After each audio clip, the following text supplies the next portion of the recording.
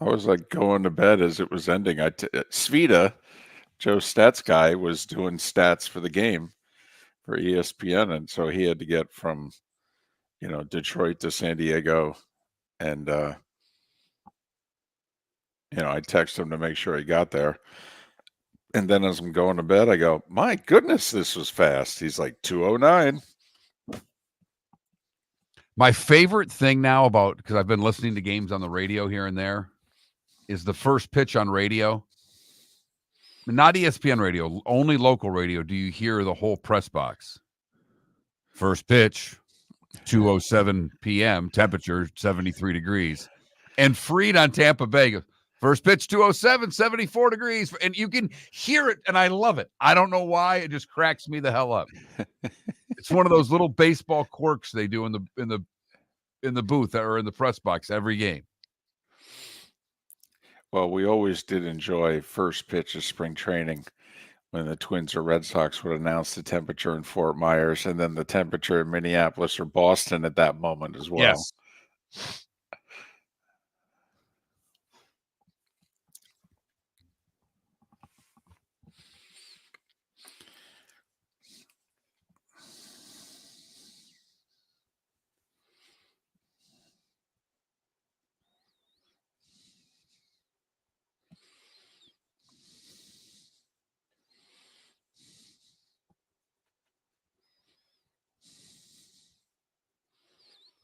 Winner, winner, chicken dinner, ambient.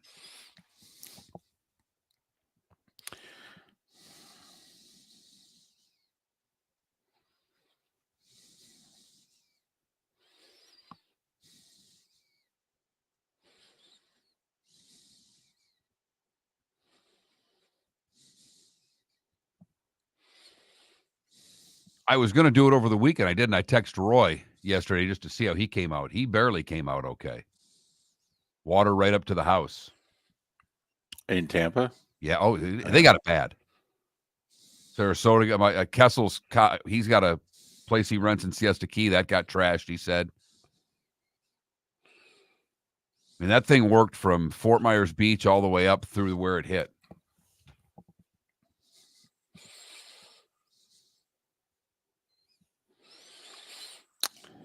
Well, the North Carolina situation is just awful. Yes, it is.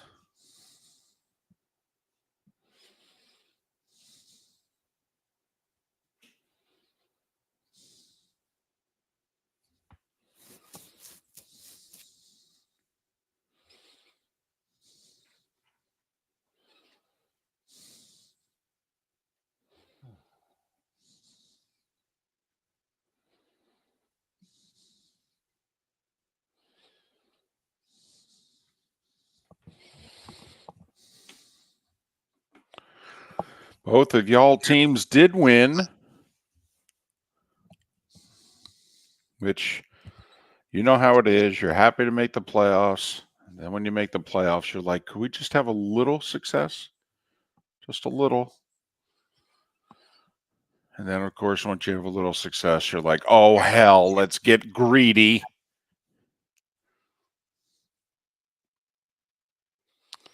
Yeah, they don't have a football team, though, Ambient. I mean, tough to start up and go Pac-12. It's going to be a very good basketball conference, though.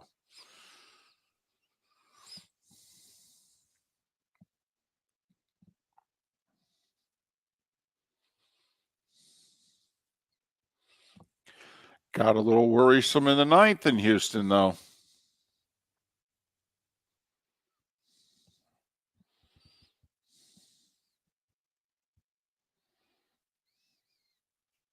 Oh, did it ever? I would not have taken the guy. He'd thrown 24 pitches, 5 outs in a row, 4 strikeouts. They couldn't even put their bat on the ball. I would have left him in.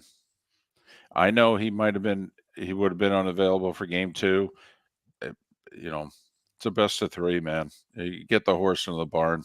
Well, yeah, they ended up using 4 guys. Right. I mean, not much, but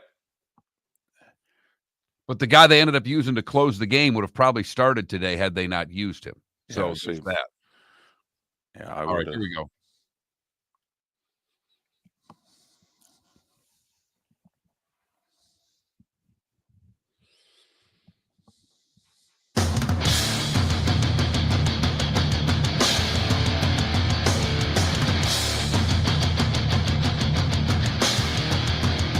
You're listening to Miller and Moulton, coming at you from the Floormeister Studios. Floormeisters, keeping it real.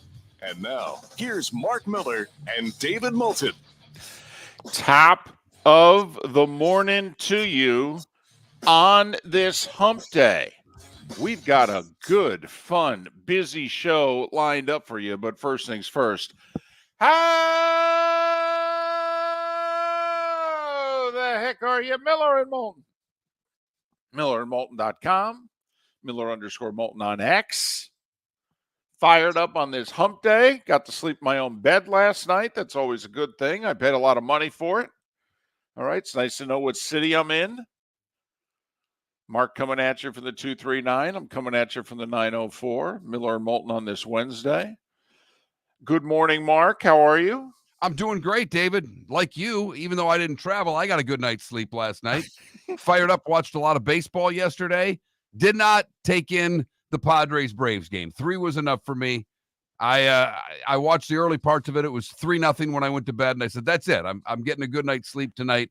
And I figured after 3 road teams had won, the Padres were due for a home team to get a victory, and they ended up winning 4-0. Did you place a shekel or two on it? It was minus 190, so I didn't know if it was really worth it. Gotcha. But, yeah, I mean, the Braves in a tough spot. No Sale. All right. They're pitching all messed up because of all the games they had to play. 5 games in 4 days just to make the playoffs. So, Braves in a tough spot. Yeah, they were. And, a home team won. But so how did the Mets in a tough spot? I mean, yeah, I'll tell you what, though, the Mets escaped it somehow, some way better. Here's why. The Braves had to use 2 of their better starting pitchers against the Mets.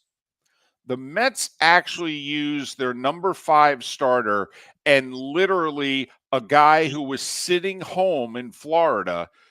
The minor league season had ended. He hadn't thrown a baseball in 11 days. They called him up on Sunday and said, hey, get to Atlanta. We may need you Monday. And he threw 111 pitches and went 6 innings.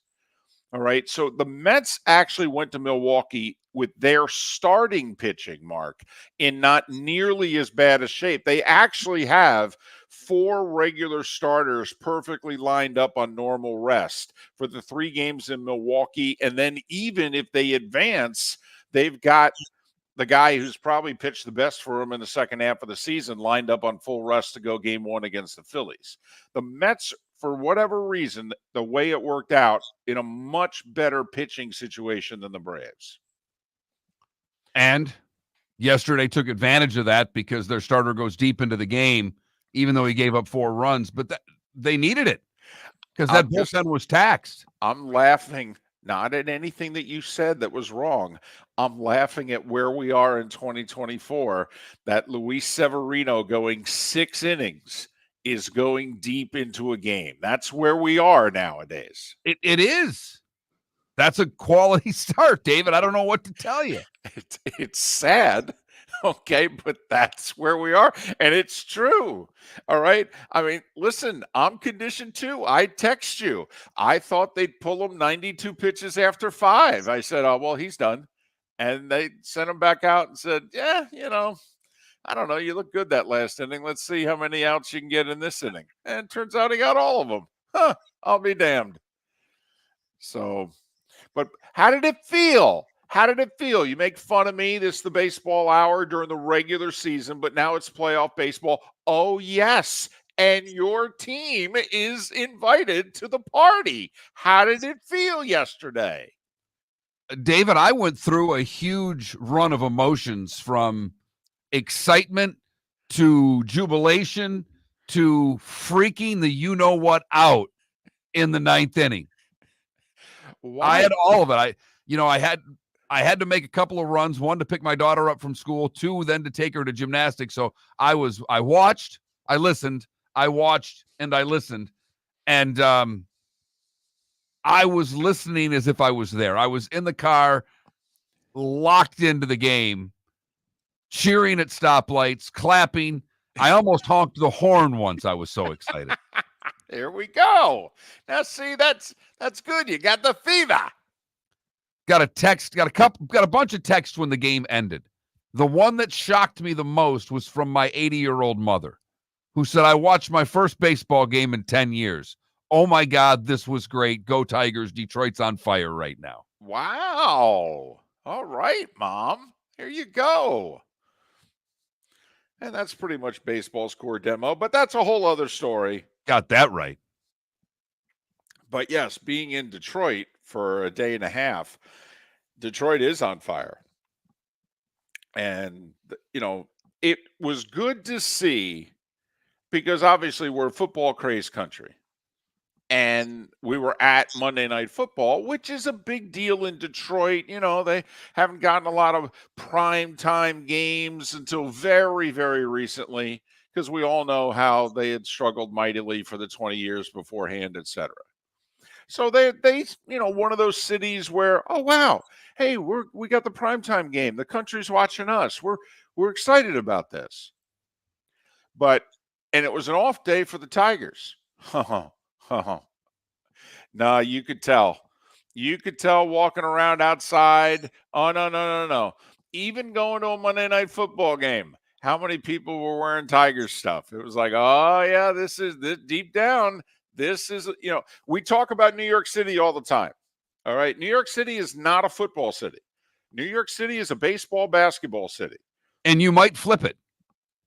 Right. It's been so quiet from the basketball front for so long. We witnessed it this postseason when the Knicks got on a little roll as to how much of a basketball city New York City actually is. And for someone who has heard a lot about Detroit, but hasn't spent a lot of time in Detroit, you got the feeling. It's hockey town. So I know how big the Wings are.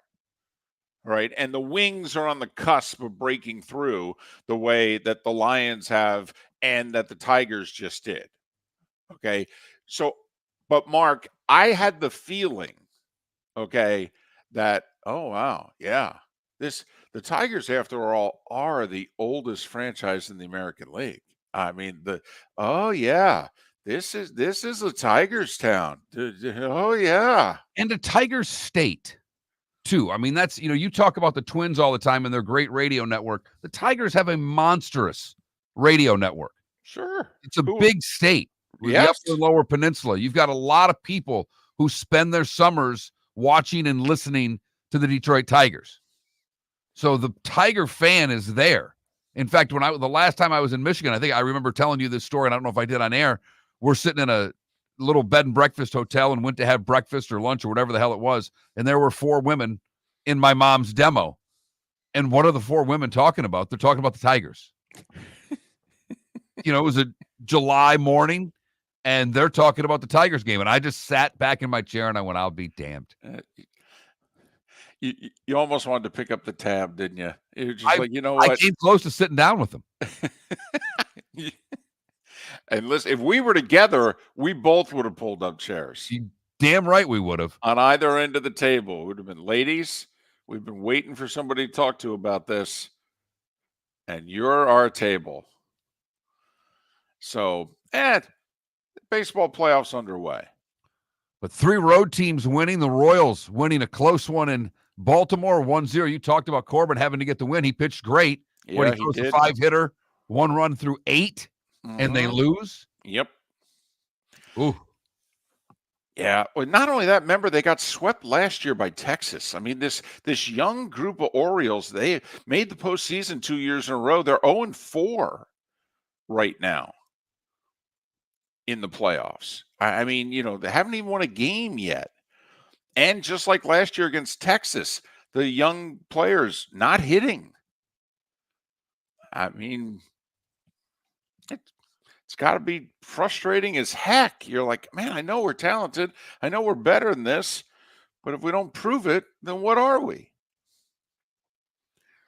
So, yeah, baseball play. Do you like the best of 3? I'm fine with it. I mean, when they add a couple more teams and we start best of 5, that'll be fine too. But I'm fine with the best of 3. Do you think, by the way, when they add the 2 teams by the end of the decade and we're at 32 teams, and you and I think that they then will go to 8 playoff teams in each league? We could be wrong, but we think they'll go to 8 so that there will be no bye. Okay, the 1 and 2 seeds will be playing.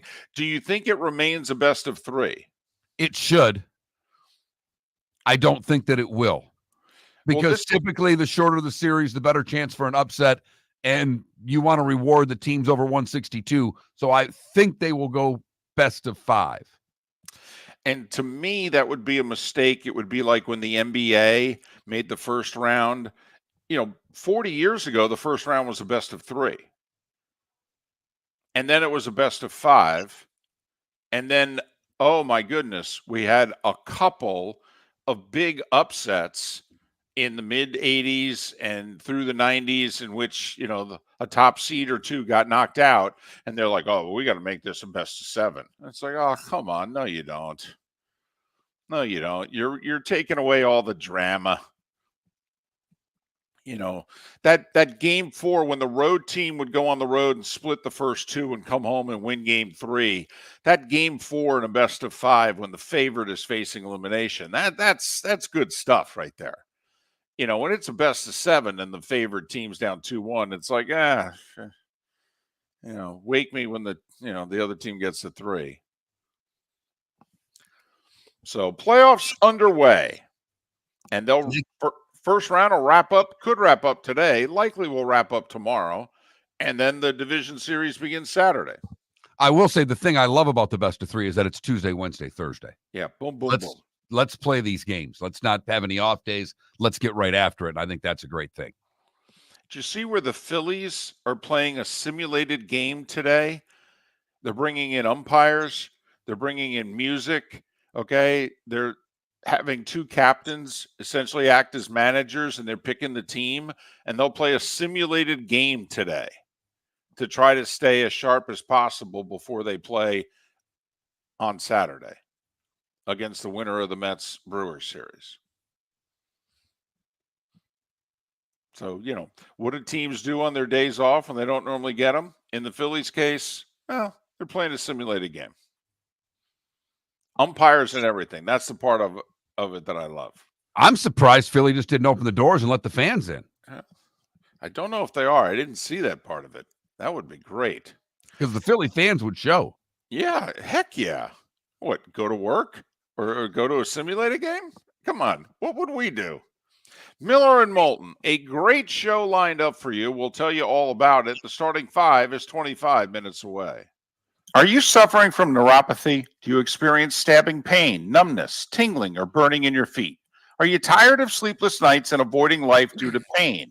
If you've been diagnosed with neuropathy or experiencing pain or numbness in your feet, pick up the phone and call us right now before it's too late at 239-382-7332. Again, that's 239-382-7332. Neuropathy is a very serious and progressive disease where your nerves start to break down. Eventually, it leads to balance problems, falls, complete loss of independence, and can lead to amputation. Hi, I'm Dr. Eric Norrell, DC. Our program addresses the underlying causes and doesn't simply mask your symptoms with medication. In fact, many patients start experiencing relief from neuropathy symptoms within weeks. There's no surgery and no use of prescription drugs. Pick up the phone right now and call 239-382-7332. Call us today at Restore Health. 239-382-7332. Gentlemen, as your wife mentioned getting new flooring, but you don't want to go through the hassle, well, go see the Floor Meisters in Naples next to Costco. They understand your time and money are important, so they'll make it as painless as possible.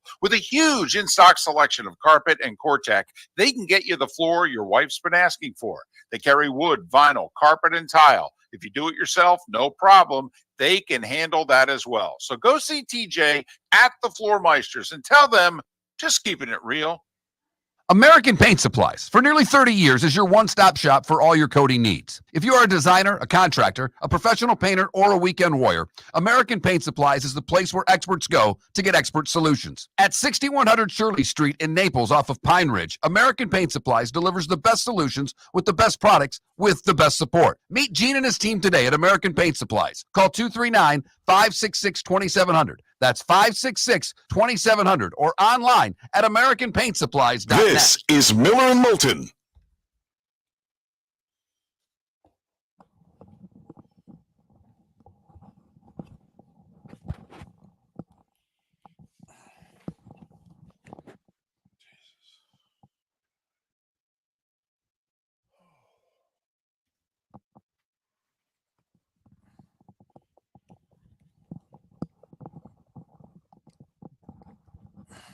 Sorry about that in the open. If you noticed, I was all over the place. The network was still running, and all of the log was set up to still run whatever show they normally run. So I was texting with Chris to get him to fix it.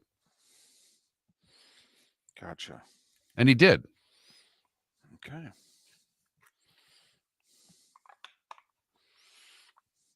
Yeah, actually, puck starts Friday in Europe.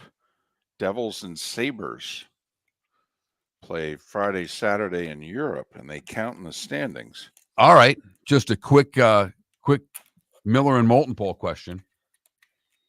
One, both, neither make the playoffs this year.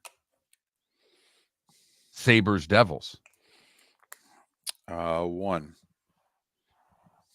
I think you're probably right. I would bet one. I would bet the Devils.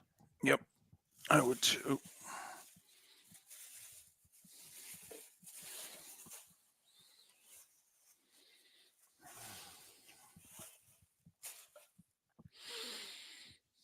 The two baseball teams, I forget, EB, the talk is the two big leaders in the clubhouse right now for baseball expansion are Nashville and Portland. I got to admit, if they go to a 4-team Southern Division, Atlanta, Nashville, Tampa, Miami, don't know if they'll do it, but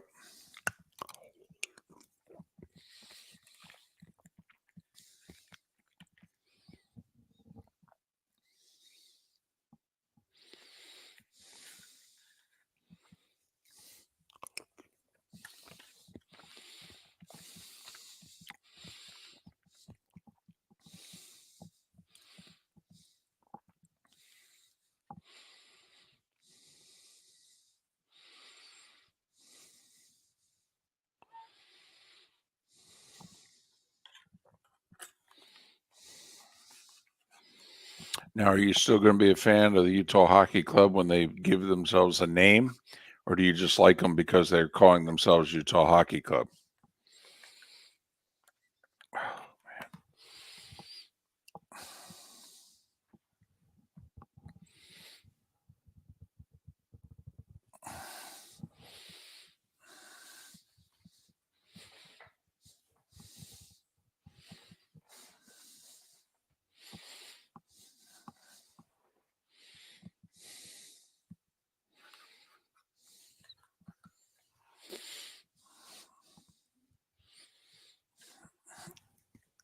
man.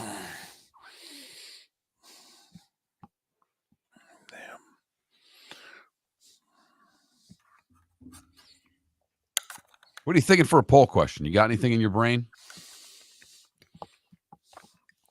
I like how you worded that. Thank you.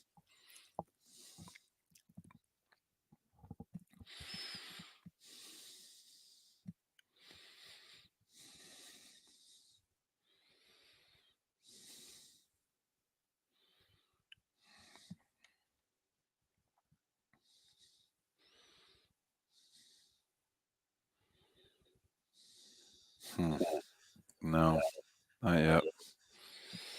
And I don't ask people, did they watch baseball yesterday? I don't want to. Right. Do we ask them, should the Dolphins or Jags tear it down? I mean,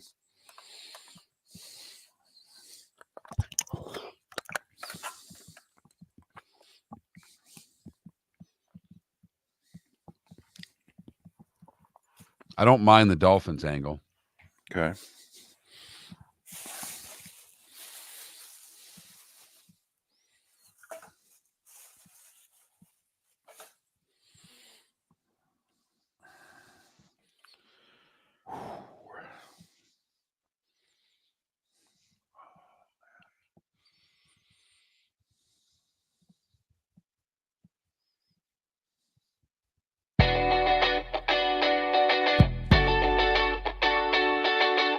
You're listening to Miller and Moulton. And now, here's Mark Miller and David Moulton. 21 minutes past the hour on this Wednesday. We have a full show lined up for you. David Bearman, Pro Football Network. Get things started in a little more than an hour. But it's our weekly visits with Seth Everett, with Bud Elliott, with Chris Perkins to talk Dolphins. And John Sally will join us for a quick conversation today. You know, it's just one of those things, just if you're in the sports radio business that people are pumping something and all of a sudden you get a phone call from a promotional person like, hey, you want to talk to John Sally? Well, sure. As a matter of fact, we do. Yeah. So John Sally will join us during the Diamond District bonus hour. And if you miss it, you can always download it, millerandmoulton.com. I may ask him off air when he calls if I have time, because I want to do basketball with him on air. But there was a show on the Vice Network called Bong Appetit where they cooked with weed. And they had they'd show the cooking at the end. They'd all be basically getting high and eating and smoking and doing all that. And John Sally was a guest on that show. Ooh. Okay. He was at the dinner table. And I was like, I'll be damned. Look at long, tall Sally there. Having a little salad. Appetit. Right. Yeah. Do you remember what he was eating? I mean, I'm just curious. The show cracked me up. You're the chef. Okay. Yeah, what can you use marijuana to cook with, if you know? Damn near anything, David, because really? it's in oil, so they can they can use the oils that they cook it in. They can use the actual flour to cook it in. So there are lots of ways to use marijuana from a edible standpoint. Wow. So you mean to tell me my chef salad could really be a chef salad? Yes, it could, David. Wow. That would interest me. I'd say, what would be fun is to get David high on edibles and then watch a baseball game with him. Well, listen, since I've never taken a puff on a cigarette, so if anybody ever, if I showed up for a meal and somebody had done that to me and I had no idea it was coming, I'd probably be the most hysterical person at the dinner. Well, you're right, because what would happen is you would eat the way you normally. They wouldn't even have a chance to tell you that it's pot induced, because you're already. You're right. You're already on the second course, going, "Give me some more." And then I'd be like, "Wow, that was really good. What'd you put in that?" That's the best food I've ever had. Man, I don't normally eat salad. This is amazing. Is it the tomatoes? I don't like tomatoes. I love tomatoes, but wow. Man, I always thought Jersey tomatoes were the best, but what did you do with this? Where'd you get them?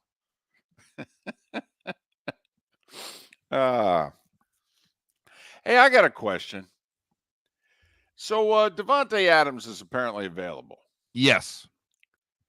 If you need a wide receiver, and a big if you can somehow, some way work his contract into your cap situation. So let's assume you're a team that can fit both criteria. We could use a wide receiver, and at least for the rest of this year, we'll figure it out in the offseason going forward. Okay, we can afford to acquire him. How interested are you, Mark? Davante Adams. I'm pretty interested, David. He's a difference maker. The Raiders reportedly have also said we're not going to demand a first-round pick. Now, it's going to have to start with a second, but that, put your trade offer together. It doesn't have to be a first-round pick. It could be a second and. Okay, here's our number. Go. So, now my guess is the price tag would be a little higher for the Chiefs, the whole interdivision thing. As much as it makes sense to trade him to the Chiefs, I don't see Mark Davis and the Raiders doing that. That scene, David, from Hard Knocks, in which John Mara looks at the GM and says, it's really going to piss me off if he's in an Eagles uniform. Yeah. That was free agency. Mm-hmm.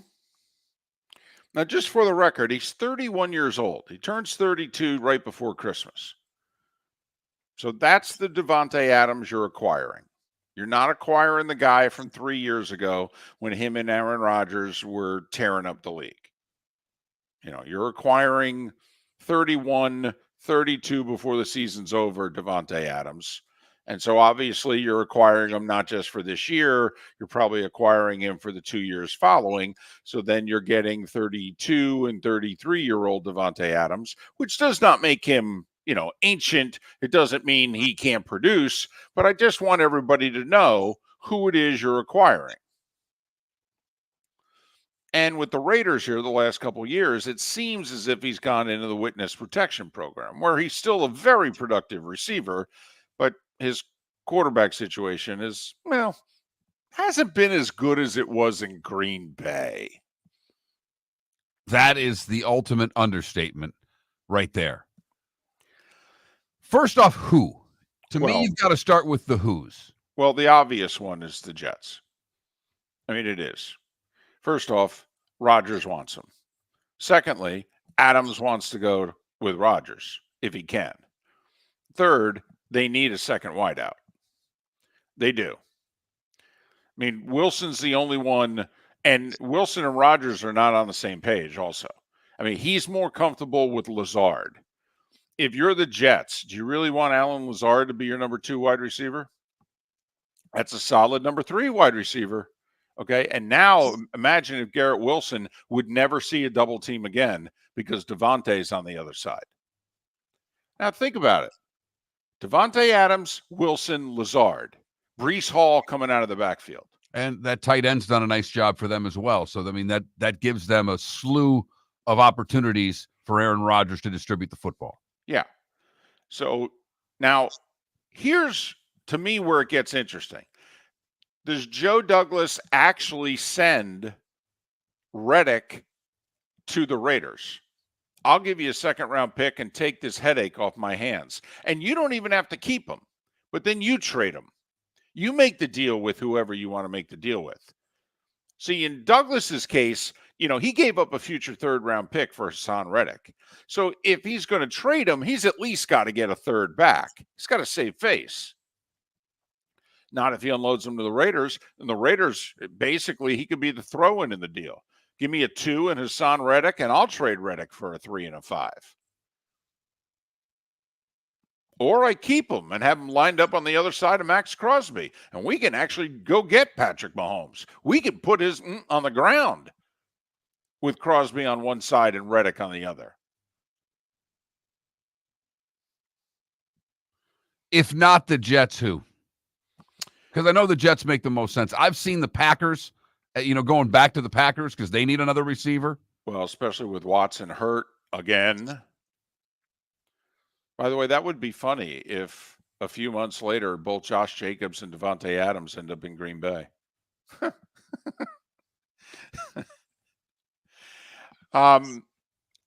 Listen, Dallas. Come on, Jera. You said you're all in. Right? You're all in. I don't know. Can he you got afford nothing. him? What? Can he afford him? He can afford them.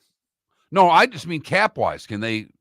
Well, all the deals that Jera signed do not go into effect on this year's cap.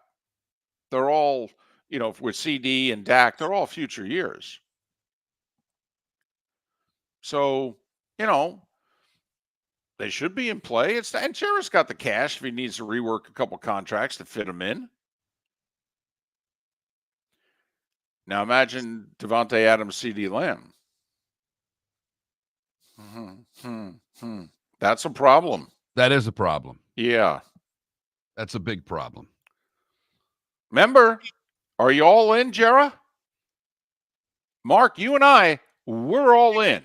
The starting five is next. The world-famous cigar bar started as a neighborhood place in downtown Fort Myers, and now it's a brand, a destination, with 4 locations. The original place, Henry Street, Fort Myers, Gulf Coast Town Center, on Southeast 47th Terrace off the Cape Coral Parkway, and the Lounge on West 1st Street in Fort Myers. A place to go, whether you just need a relaxing drink and a smoke after a tough day at work, or a place to go celebrate. From relaxation to celebration, the world-famous cigar bar. At Physical Therapy and Balance Centers, our goal is to help you love your life. When your life is sidelined by an injury, dizziness, surgery, or condition keeping you from doing what you love, we're here to help you heal and feel your best. Our therapist evaluation will determine the root cause of your health challenges, resulting in a unique treatment plan customized just for you. Visit www.physical.com to find your nearest location and see how we can help you love your life.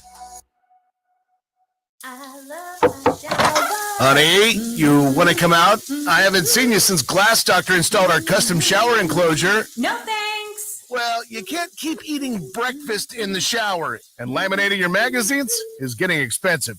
You remember we have guests coming over tonight, right? Oh, I'm sure they'd love to see the shower. It's our neighbors, and I highly doubt they want to be hanging out in our bathroom. The shower is so good, you'll never want to leave. Visit glassdoctor.com today and schedule an appointment online. Is snoring bothering your spouse? Would you like to sleep in the same bed again? Do you know that snoring can affect your sleep cycle and cause lower testosterone levels? At Sleep Treatment Direct, we have easy solutions. We have a simple laser procedure that can improve snoring in 10 minutes. If you would like to get back in the same bed or are looking for a natural way to treat low testosterone, give us a call at 239-444-1741. That's 239-444-1741. Or go to sleeptreatmentdirect.com. That's sleeptreatmentdirect.com. Sleep Treatment Direct. Sleep safe and sound. This is Miller and Moulton.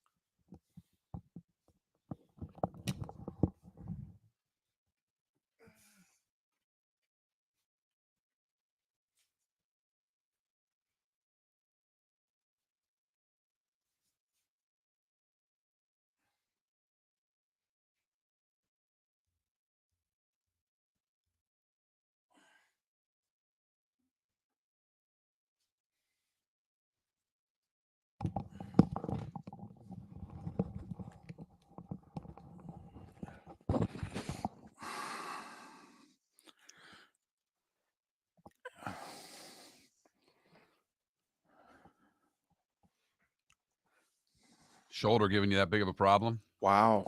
It's not been like this. I don't know what's going on. 10 seconds.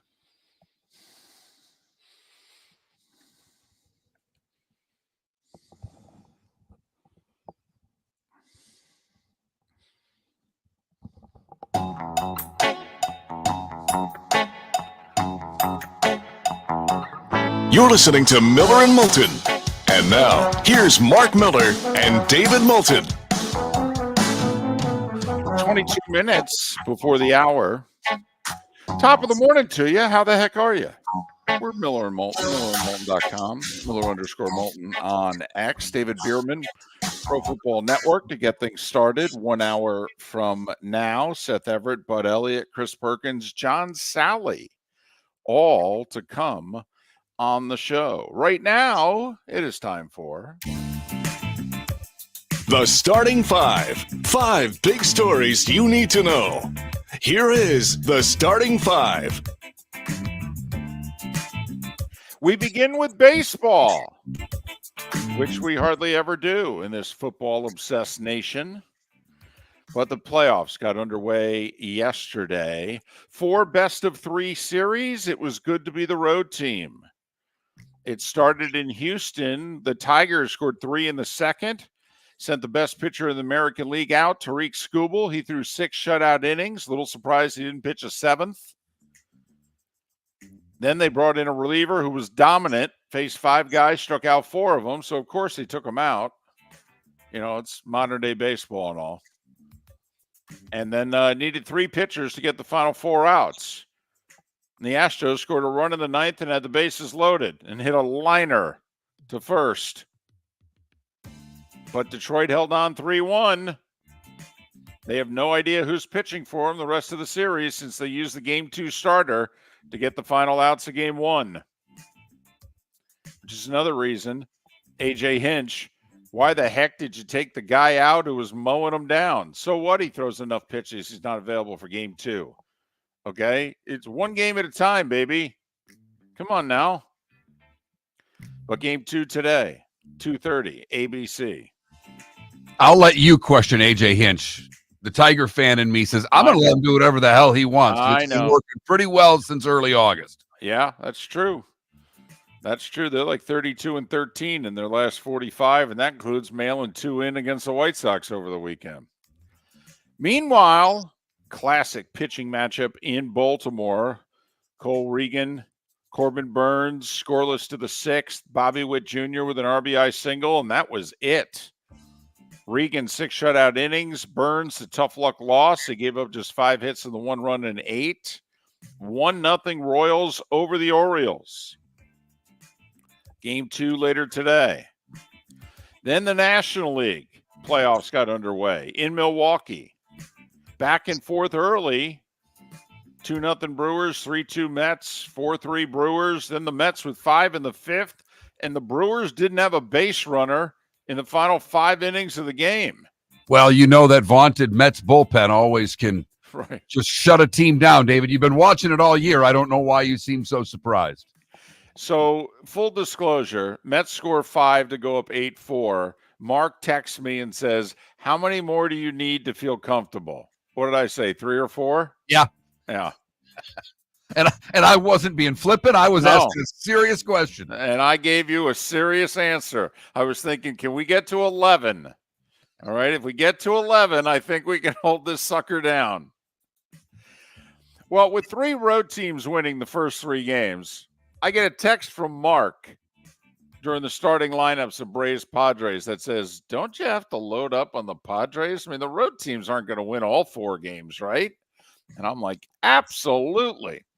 And sure enough, Fernando Tatis Jr. hits a 2-run pop in the first. They score another in the second. Yeah, it was. That was a bomb. Yes, it was. Went as high as it did far. And the Padres shut out the Braves 4-0 in 2 hours and 9 minutes. I mean, you know, it's not often that the game starts at 8:35 and you've wrapped up the postgame show by 11 Eastern.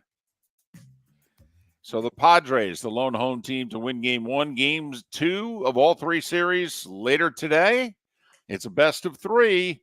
So we'll see how many of these series do we get a deciding game 3 tomorrow. A Nevada coroner's determined that Pete Rose died of natural causes Monday at the age of 83. And back to the Braves for a moment.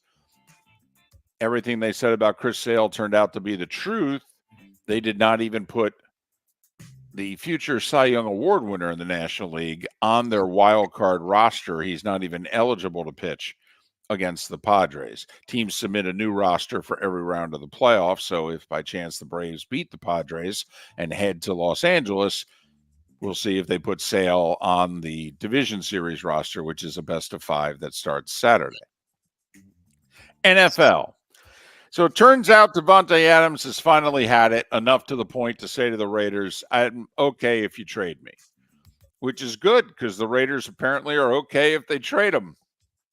So they're taking offers right now on Davante Adams, the talented but expensive 31-year-old receiver. Raiders have said it will not take a first-round pick. If you want to offer one, that'd be great. But it won't take a first-round pick. By the way, teams. You said which teams, and we went through a few. How about Pittsburgh? Ooh. With Perkins there, I mean, I don't know how much Adams will like having Fields throwing him the ball because I don't know how much different it'll be than what he's getting in Vegas right now. But if you're Pittsburgh and you spent that much time and effort and were willing to spend that much money on Brandon Ayuk, you're not going to be interested in Davante Adams? Remember, you had to trade for Ayuk. I'm guessing you were giving up, at least a third-round pick? I mean, how much more do you think the compensation and salary cap fit would be for Davante Adams than what they were planning on doing for Brandon Ayuk? not a whole hell of a lot because they had, for this year it'll be different, but beyond that, Ayuk was going to get paid. Right. So, no, it wouldn't be all that much different. It'd be a round of draft picks and a little bit more money. RCB in our Twitch chat room mentions the Bills. It's funny. This whole non-star wide receiver thing is working, though. Yeah. Josh Allen seems to like not having a diva wide receiver. He's throwing it. I mean, when they beat the Dolphins, or not the Dolphins, when they beat the Jags, I mean, he threw it to 10 different guys. So that would be an interesting. I'd almost want to sit down with Josh Allen there and going, hey, you think we need Davante to take down the Chiefs? Okay. Or can we do it with what we have? NFL suspended Bills defensive end Von Miller 4 games and Browns defensive tackle Mike Hall 5 games for, quote, violating the league's conduct policy. We can translate that for you. That's violence against women. Von Miller with an incident last Thanksgiving against a pregnant woman. And Mike Hall pled no contest to roughing up a woman back in the spring. Chiefs believe, by the way, that wide receiver Rashee Rice did not tear his ACL. They believe he did not. They're having trouble, however, getting a full reading on the knee injury because there's so much swelling.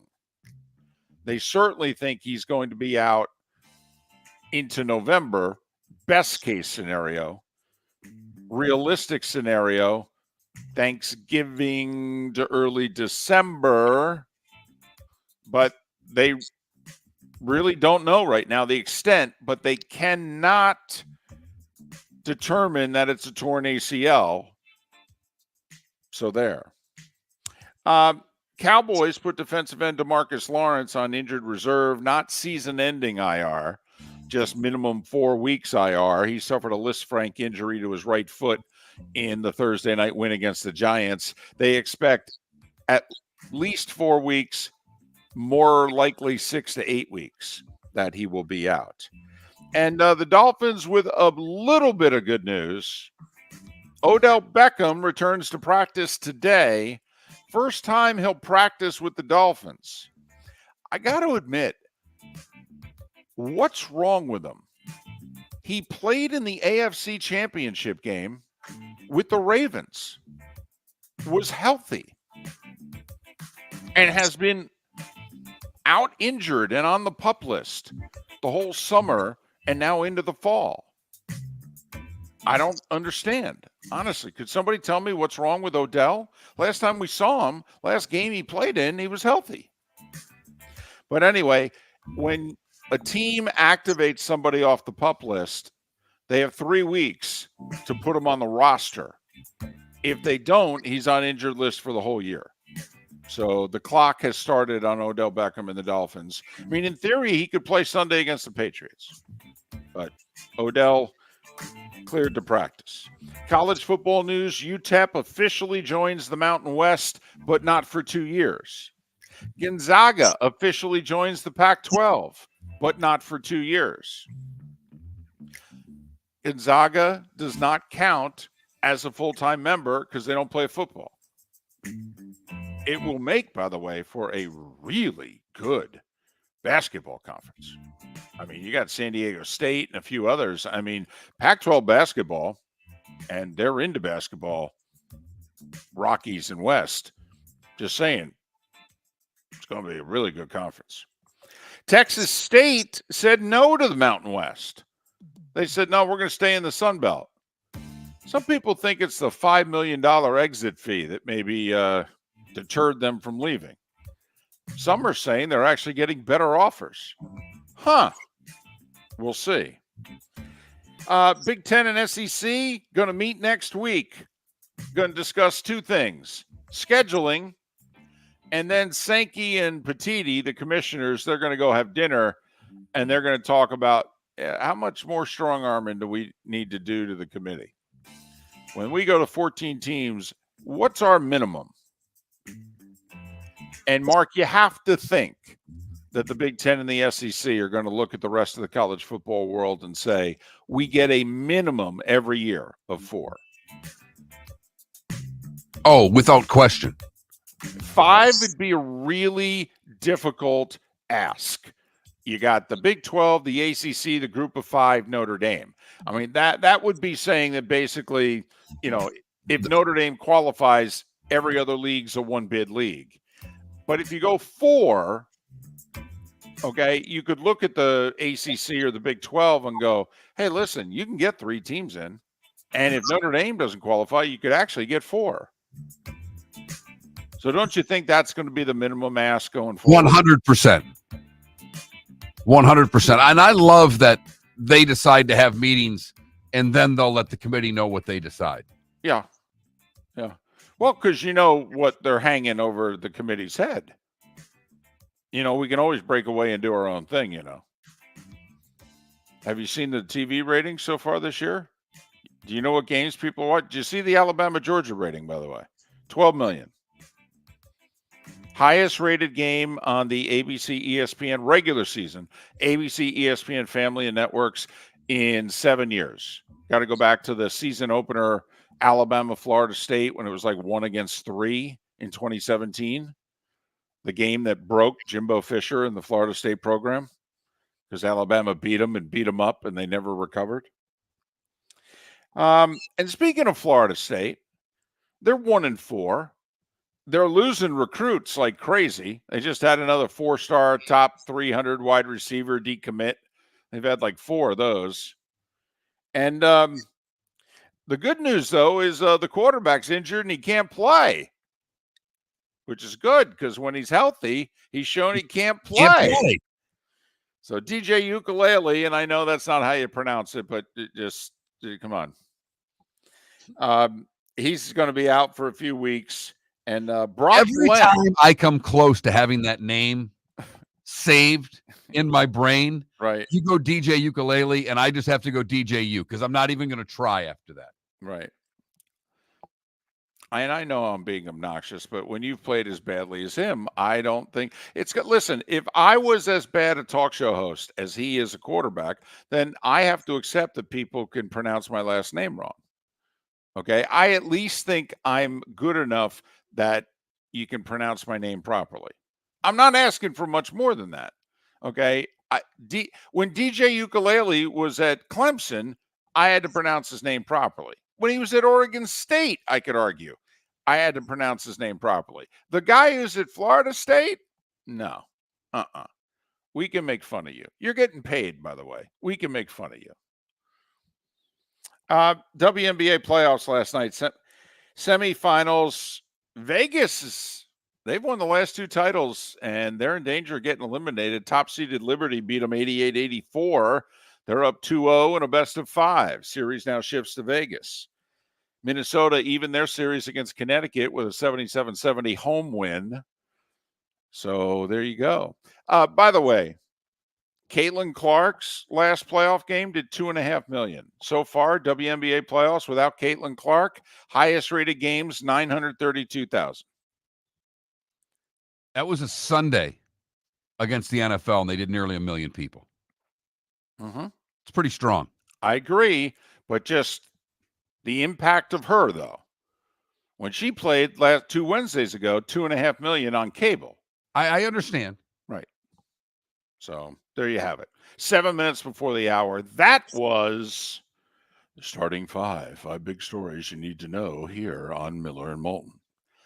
David Bearman will join us in 45 minutes' time. We like to talk football, even during the baseball playoffs. Miller and Moulton. Gentlemen, as your wife mentioned getting new flooring, but you don't want to go through the hassle, well, go see the Floor Meisters in Naples next to Costco. They understand your time and money are important, so they'll make it as painless as possible. With a huge in-stock selection of carpet and Cortec, they can get you the floor your wife's been asking for. They carry wood, vinyl, carpet, and tile. If you do it yourself, no problem. They can handle that as well. So go see TJ at the Floor Meisters and tell them, just keeping it real. American Paint Supplies, for nearly 30 years, is your one-stop shop for all your coating needs. If you are a designer, a contractor, a professional painter, or a weekend warrior, American Paint Supplies is the place where experts go to get expert solutions. At 6100 Shirley Street in Naples off of Pine Ridge, American Paint Supplies delivers the best solutions with the best products with the best support. Meet Gene and his team today at American Paint Supplies. Call 239-566-2700. That's 566-2700 or online at AmericanPaintSupplies.net. The Cape Coral Police Department is growing. They are currently looking for police officers and are offering a $10,000 signing bonus to newly hired officers. If you desire a career in law enforcement, or if you are already in law enforcement and thinking about making a move to a better agency, think Cape Coral Police Department. If you're looking for a police department that is committed to excellence, that invests in the highest level of training, state-of-the-art equipment, and some of the highest compensation in all of Southwest Florida, then the Cape Coral Police Department is for you. Visit CapeCops.com. That's CapeCops.com. At Physical Therapy and Balance Centers, our goal is to help you love your life. When your life is sidelined by an injury, dizziness, surgery, or condition keeping you from doing what you love, we're here to help you heal and feel your best. Our therapist's evaluation will determine the root cause of your health challenges, resulting in a unique treatment plan customized just for you. Visit www.physical.com to find your nearest location and see how we can help you love your life. Visit Jason and Todd at the Diamond District. A natural diamond is the oldest artifact you will ever touch, and each is one of a kind. Jason and Todd at the Diamond District would like to meet you personally and share their love of natural diamonds and the positive impact of purchasing a natural diamond. We promise that in our vault sits the largest selection of GIA-certified natural diamonds at the most competitive prices in the world. Jason and Todd look forward to shaking your hand and welcoming you to their Diamond District family. Mark Miller for Molly Maid. Why Molly Maid, you ask? Trust. Moulton was a customer for 15 years. Affordability. Didn't I just say Moulton was a customer for 15 years? Worry-free services. Our professional house cleaners are fully insured and a 24-hour warranty. Call Molly Maids today at 239-774-5839. That's 239-774-5839 or online at mollymaid.com/FTMYERS. That's mollymaid.com/FTMYERS. This is Miller and Moulton.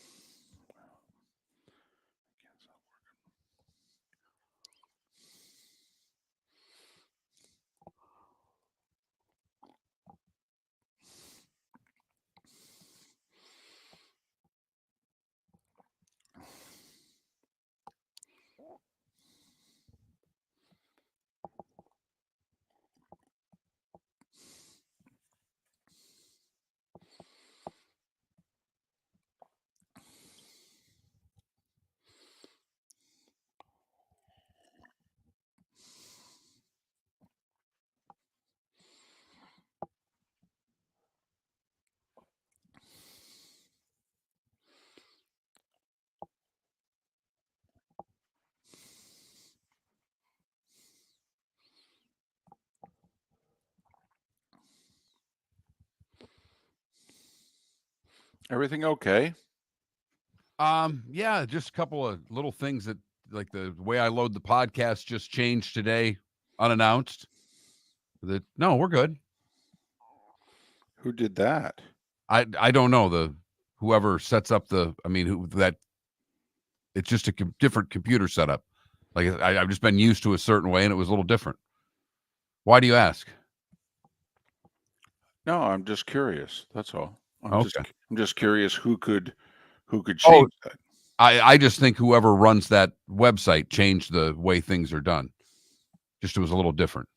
Gotcha.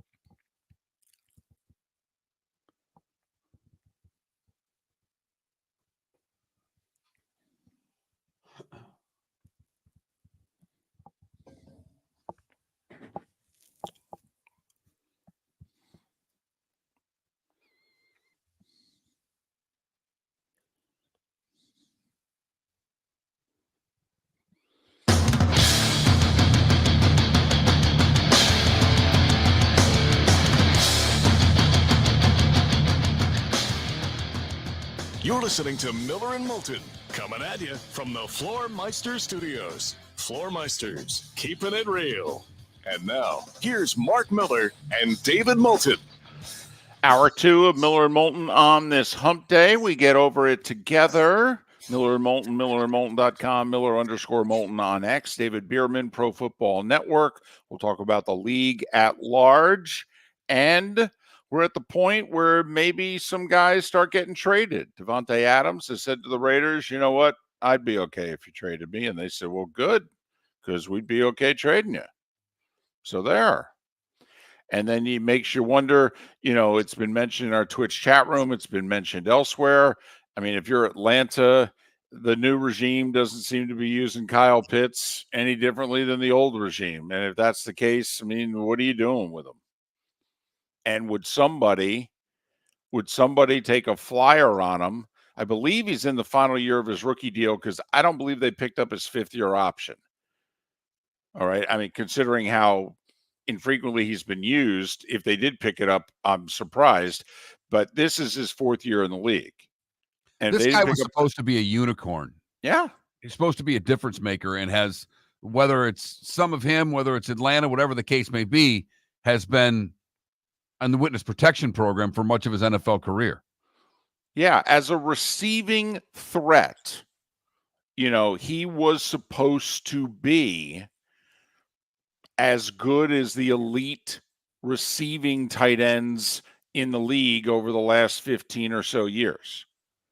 And with his size and speed, he's somebody that the thought was you could line up in the slot or even out wide like they did with Tony Gonzalez back in the day. And instead, he just has seemed as if he's a fish out of water in Atlanta. And Mark, for what it's worth, the Monday night game that we did, he played a lot. He blocked a lot. And I'm thinking to myself, well, he's not that great a blocker. I will say he tried. Okay, he did. He tried. And on a few plays, he actually did a decent job. But he's an average blocking tight end at best. I mean, if you're going to use Kyle Pitts, you got to throw him the ball. And that just doesn't seem as if it's going to happen in Atlanta. But now the question is, if he's in the final year of his deal, I mean, what are you going to trade for him? He's a free agent at the end of the year. Okay, I mean, you're not going to give up anything of real value. You're offering a day 3 pick for a 12, 13 game rental. Yeah, I mean, you were right where my brain was. That's a 4th or a 5th round pick for what they're using him for. I don't know how you get much. And if you're Atlanta, do you want to even deal him for a 4th or a 5th round pick? Exactly. If all I'm going to get back is a 5th, I might as well keep him for the rest of the year. Injuries and what have you, he may play a bigger role. But I mean, he was a weapon. I mean, Kyle Trask and Kyle Pitts, can't say single-handedly because it was the two of them.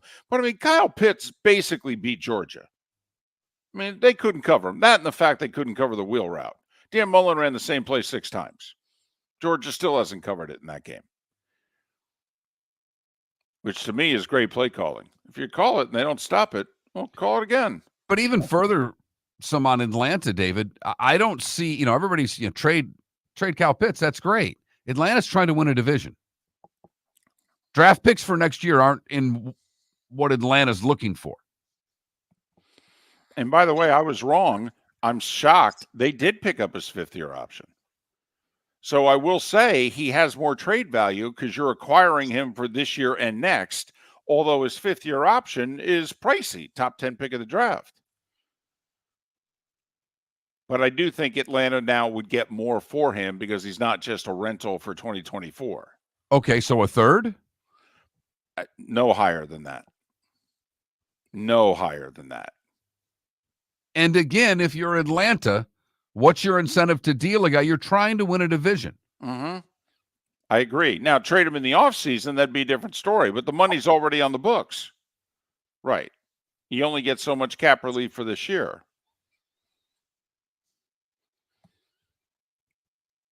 But, with Devontae Adams saying, yeah, I wouldn't mind a trade, and the Raiders going, wouldn't mind trading you.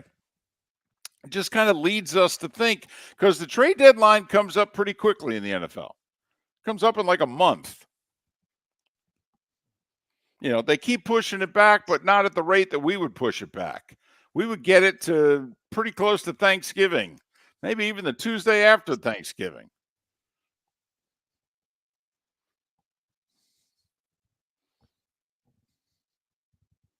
The other side of this is where, if you're trading these, how many teams think one guy could change their fortunes to put them back in it when we only have a handful of teams over 500 in the entire NFL? Well, but see, and I would counter that with, listen, since the whole league is seemingly 2-2 right now, okay, one guy could make a significant difference. No, I'm actually on your side there. That's what I'm saying. That's exactly what I'm saying. How many teams, because there are so few what seems to be good teams right now in the NFL, could one guy make a difference and put you back into the playoffs or in the hunt to make the postseason? Well, see, Devontae Adams, though, can change your offense. Absolutely. I mean, so to me, that's acquiring somebody. Kyle Pitts, you're taking a flyer. You're hoping to unleash the potential that you think he has, and you think he's been misused and blah, blah, blah. I mean, Kyle Pitts is a flyer. Devontae Adams is a stud. We're winning now. This is changing. I mean, listen, I could be a 1-3 team and trade for Devontae Adams and think this will put us in the playoffs. How about you work a little 3-way trade with me? Uh-oh. Detroit gets Hassan Reddick off the Jets' hands. Okay. They give a 4th. Then the Jets package that 2nd and 4th for Devontae Adams. Joe Douglas will probably say to Detroit, you guys are going to be drafting 25 or higher. I need it to be a 3rd. Would you do it? I would.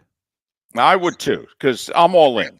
I can win the Super Bowl this year. And with another pass rush, they need another pass rusher or they need a shutdown corner. Because that defense, as currently structured, is not good enough to win a Super Bowl, in my opinion, David. Well, why do you say that, Mark? Because they just gave up like 516 yards to the Seahawks? They can't cover anybody without pass interference. Well, now I will say, in their defense, those Seahawks wide receivers are good. They are really good. The Seahawks have some weapons. Yeah, DK Metcalf is a problem. Right. Yes. And then they've got 2 more receivers and a running back who's pretty good as well. So, yeah. Yeah, Seattle's a dangerous out. I mean, hey, defensively, Detroit just lined it up and ran it down their throat. I mean, it's not often you can score 42 points and your quarterback only has to throw the ball 18 times. Throw in one flea flicker from a wide receiver. I mean, it's not often a team puts 42 on the board and they don't throw the ball 20 times. I mean, that's what Detroit just did to Seattle, too. I mean, Seattle's got some work to do on that side of the ball. with their young defensive head coach also. It was like, let's see. I spent the last 2 years in Baltimore. The year before that, I was with the Wolverines. I haven't had anybody do that to me in a while. In fact, I don't know if I've ever had anybody do that to me, where they just lined it up and ran it right at us, right, over and over again. So, but just, I think there are more trades in the league. There are more GMs willing to give up picks for proven commodities. To me, the hard part with Devontae is his contract. Right now, his cap hit next year and the year after, I believe, is in the 30s. So, yeah, he's 36 plus in 25 and 26, David. Right. And if I'm acquiring him, I likely am going to have to restructure that. And Devontae would do it to A, get out of Vegas, and B, just as long as I'm not leaving any cash on the table, sure. Yeah, he'll restructure because he's going to get a bunch of money up front when he restructures it. Exactly. Restructuring means a big, gigantic check. That's always a good thing for a player. I mean, I'll say this. I would be, if cap-wise, my people said to me, listen, we can make this work pretty easily. Really. If I'm a contender, you know me, Mark, I'm going to get how many years to Devontae Adams? This one and at least 2 more. Maybe this one and 3 more. He's 31 right now. He's going to play almost all of this year at 31. And I'd get him at 32, 33, 34. I mean, look at Mike Evans in his early 30s. How's he doing?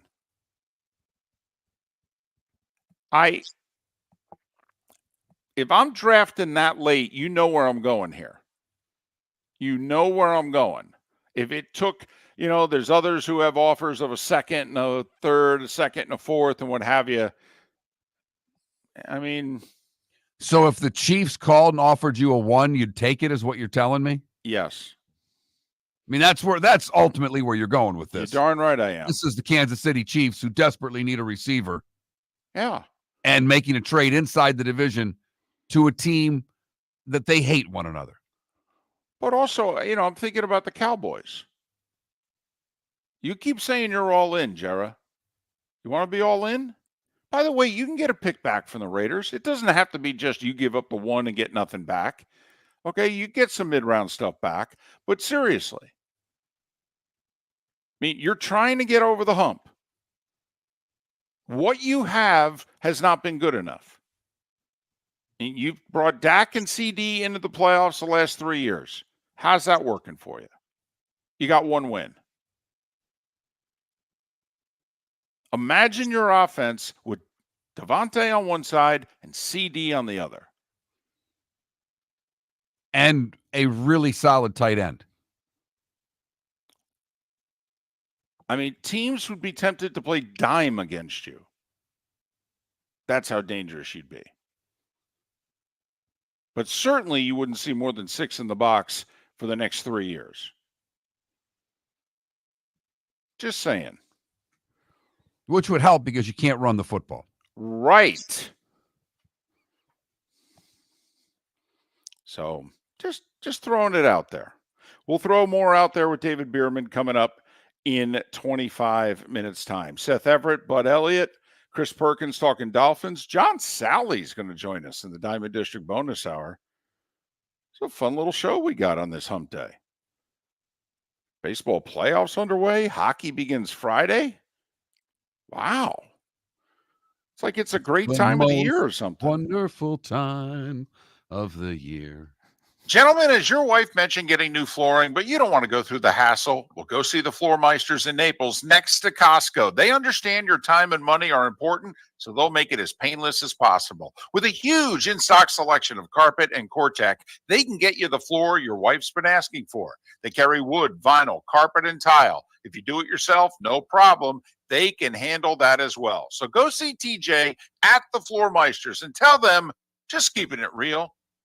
American Paint Supplies, for nearly 30 years, is your one-stop shop for all your coating needs. If you are a designer, a contractor, a professional painter, or a weekend warrior, American Paint Supplies is the place where experts go to get expert solutions. At 6100 Shirley Street in Naples off of Pine Ridge, American Paint Supplies delivers the best solutions with the best products with the best support. Meet Gene and his team today at American Paint Supplies. Call 239-566-2700. That's 566-2700 or online at AmericanPaintSupplies.net. The Cape Coral Police Department is growing. They are currently looking for police officers and are offering a $10,000 signing bonus to newly hired officers. If you desire a career in law enforcement, or if you are already in law enforcement and thinking about making a move to a better agency, think Cape Coral Police Department. If you're looking for a police department that is committed to excellence, that invests in the highest level of training, state-of-the-art equipment, and some of the highest compensation in all of Southwest Florida, then the Cape Coral Police Department is for you.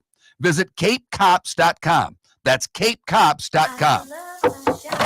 Honey, you want to come out? I haven't seen you since Glass Doctor installed our custom shower enclosure. No thanks. Well, you can't keep eating breakfast in the shower, and laminating your magazines is getting expensive. You remember we have guests coming over tonight, right? Oh, I'm sure they'd love to see the shower. It's our neighbors, and I highly doubt they want to be hanging out in our bathroom. The shower's so good, you'll never want to leave. Visit glassdoctor.com today and schedule an appointment online. This is Miller and Moulton.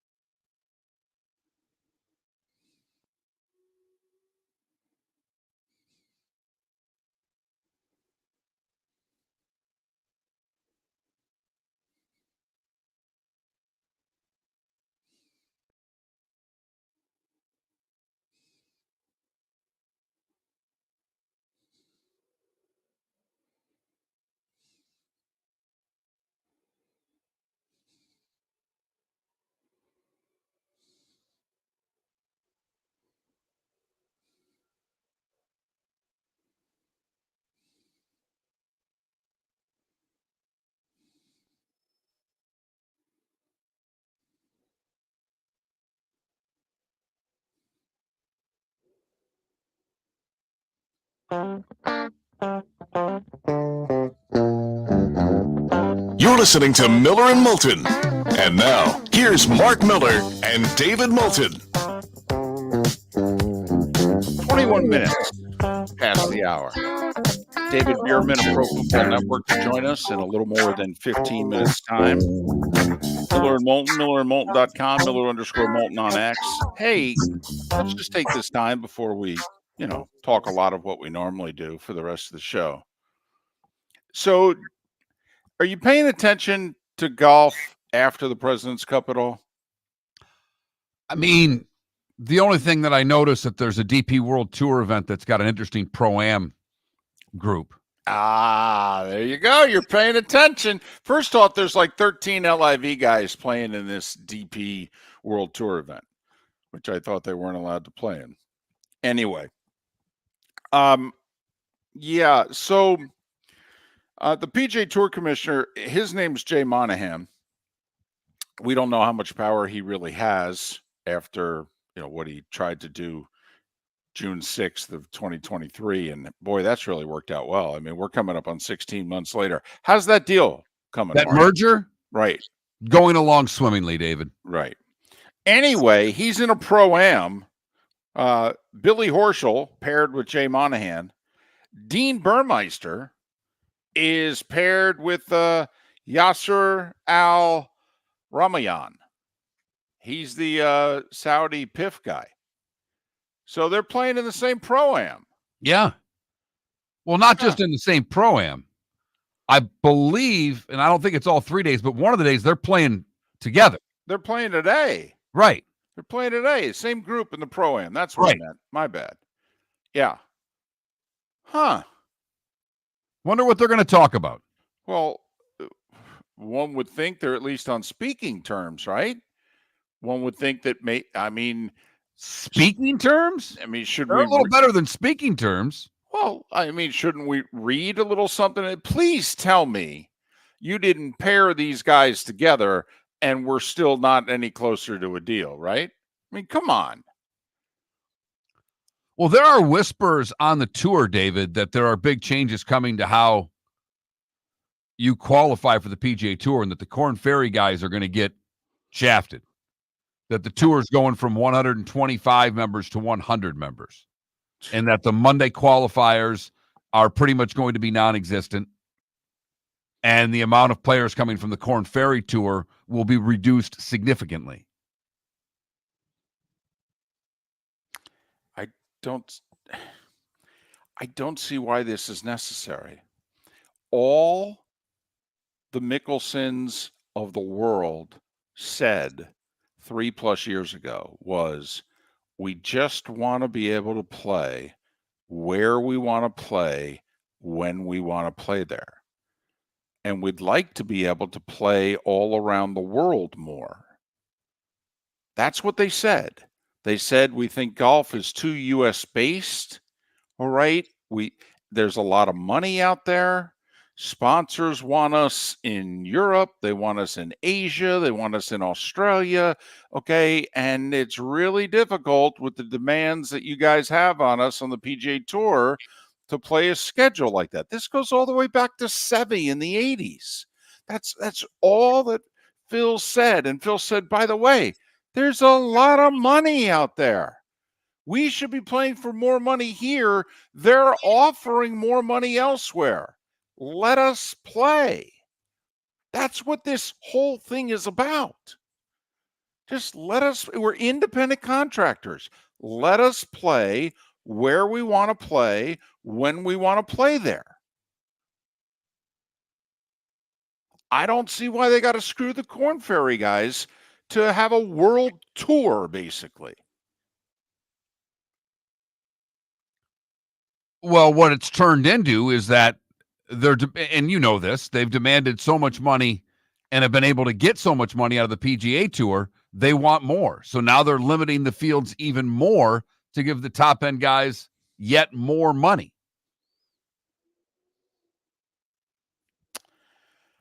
The top end guys are only going to want to play so many events.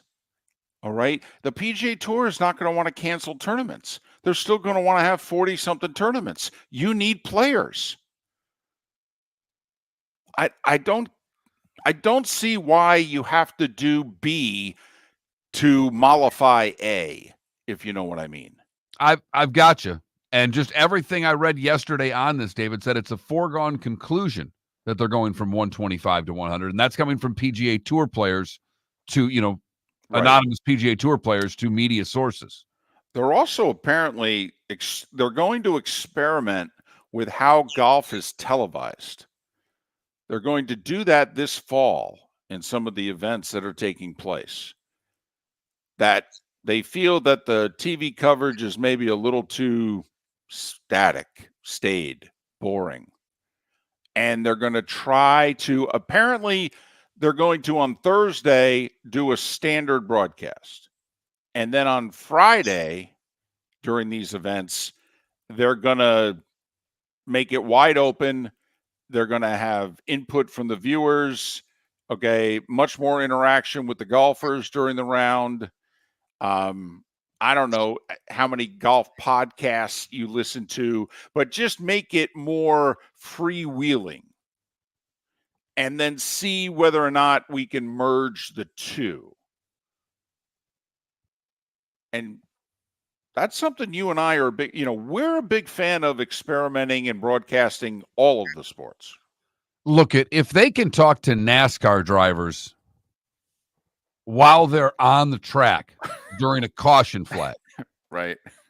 I think Scotty Scheffler can give them 30 seconds between tee shot and approach. I do. I do too. I mean, but listen, that would take away, and that would take away from more golf shots being shown. I want to see more golf. Well, that's a problem. It just is. I mean, and listen, NBC's the worst, and their golf channel also. They're the worst. They show the least amount of golf. They do. And they show far and away the least amount of live golf.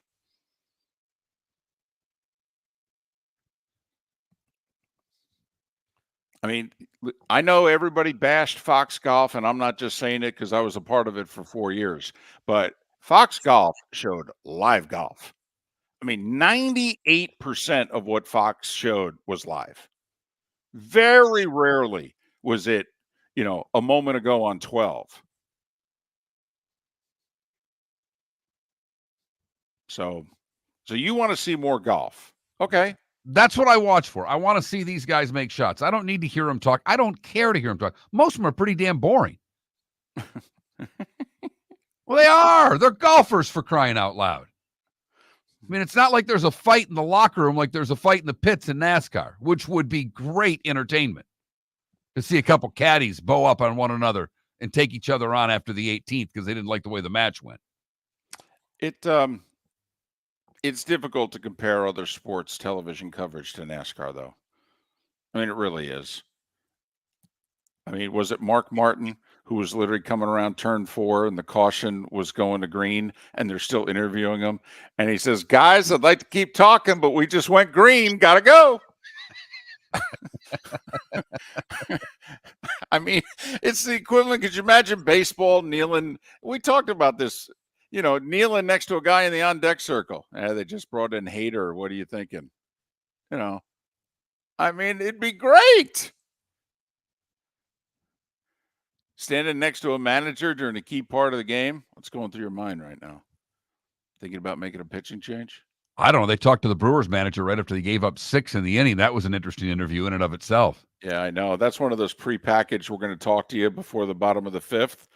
Okay, which sounds great on paper until you give up 5 in the top of the 5th after you took your starter out who had retired 9 in a row. What the heck? And then you have to get asked about why you took your starter out. After retiring 9 in a row.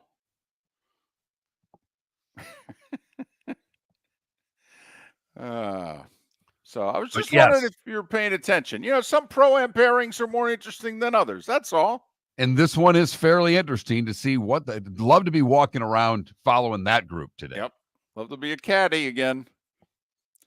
Miller and Moulton. David Bearman, Pro Football Network, We'll talk about the NFL. Seth Everett, top of the hour. Bud Elliott, 1 hour from now. Where else? Miller and Moulton, millerandmoulton.com. The world-famous cigar bar started as a neighborhood place in downtown Fort Myers, and now it's a brand, a destination, with 4 locations. The original place, Henry Street, Fort Myers, Gulf Coast Town Center, on Southeast 47th Terrace off the Cape Coral Parkway, and the Lounge on West 1st Street in Fort Myers. A place to go, whether you just need a relaxing drink and a smoke after a tough day at work, or a place to go celebrate. From relaxation to celebration, the world-famous cigar bar. At Physical Therapy and Balance Centers, our goal is to help you love your life. When your life is sidelined by an injury, dizziness, surgery, or condition keeping you from doing what you love, we're here to help you heal and feel your best. Our therapist's evaluation will determine the root cause of your health challenges, resulting in a unique treatment plan customized just for you. Visit www.physical.com to find your nearest location and see how we can help you love your life. Mark Miller for Molly Maid. Why Molly Maid, you ask? Trust. Moulton was a customer for 15 years. Affordability. Didn't I just say Moulton was a customer for 15 years? Worry-free services. Our professional house cleaners are fully insured and a 24-hour warranty. Call Molly Maids today at 239-774-5839. That's 239-774-5839 or online at mollymaid.com/FTMYERS. That's mollymaid.com/FTMYERS. Sleep problem but don't want to wear a CPAP mask? This is Mark Miller for Sleep Treatment Direct. The mask wasn't working for me, and I didn't think I had an alternative. I do. We all do. They have such simple alternatives with greater success than the mask. Visit sleeptreatmentdirect.com. That's sleeptreatmentdirect.com. And if you are like me and your CPAP machine isn't working for you, it's time for a change. Call 239-444-1741. That's 239-444-1741. Sleep Treatment Direct. Sleep safe and sound. This is Miller and Moulton.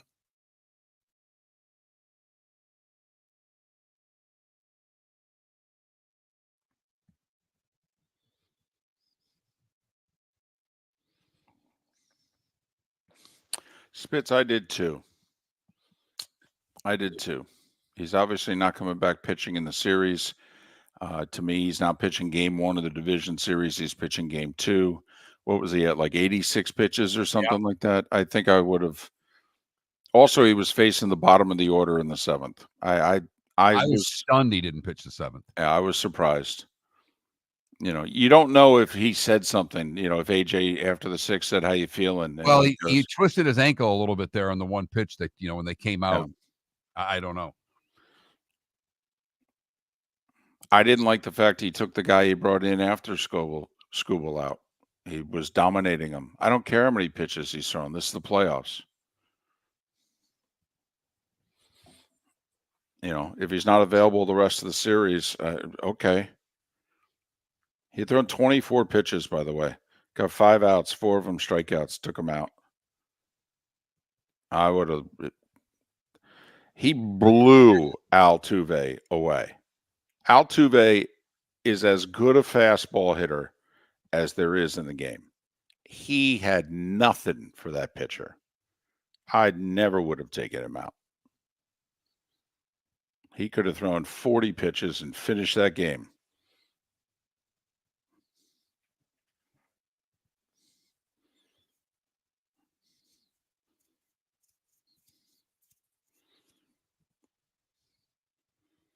Severino said he thought he was done after 4 innings, and that the manager basically said, let's just go batter by batter.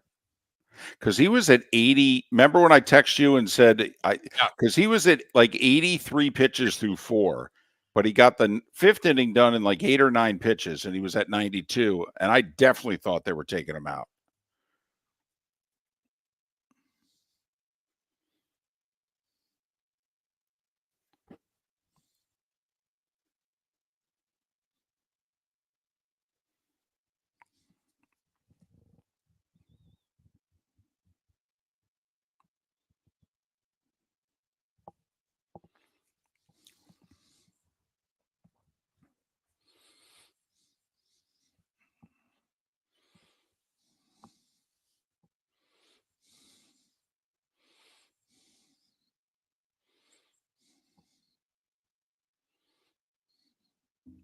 Well, and okay, music, check the dates. A lot of times there's 4 days off between game 2 and game 5. It depends on if there's an off day between game 4 and 5. Think about it. You pitch game 2, off day, game 3, game 4. If there's an off day, you can pitch your guy on full rest in 2 and 5.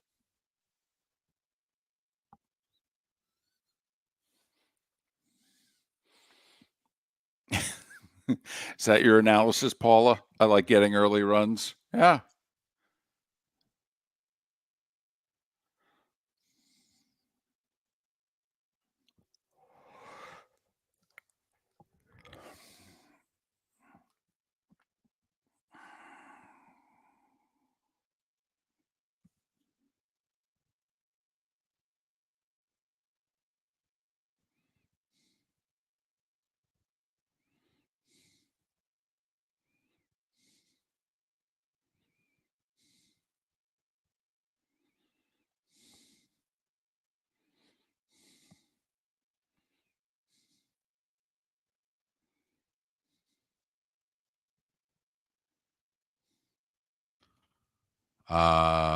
Right to voicemail. Oh, okay. I'm gonna try one more time.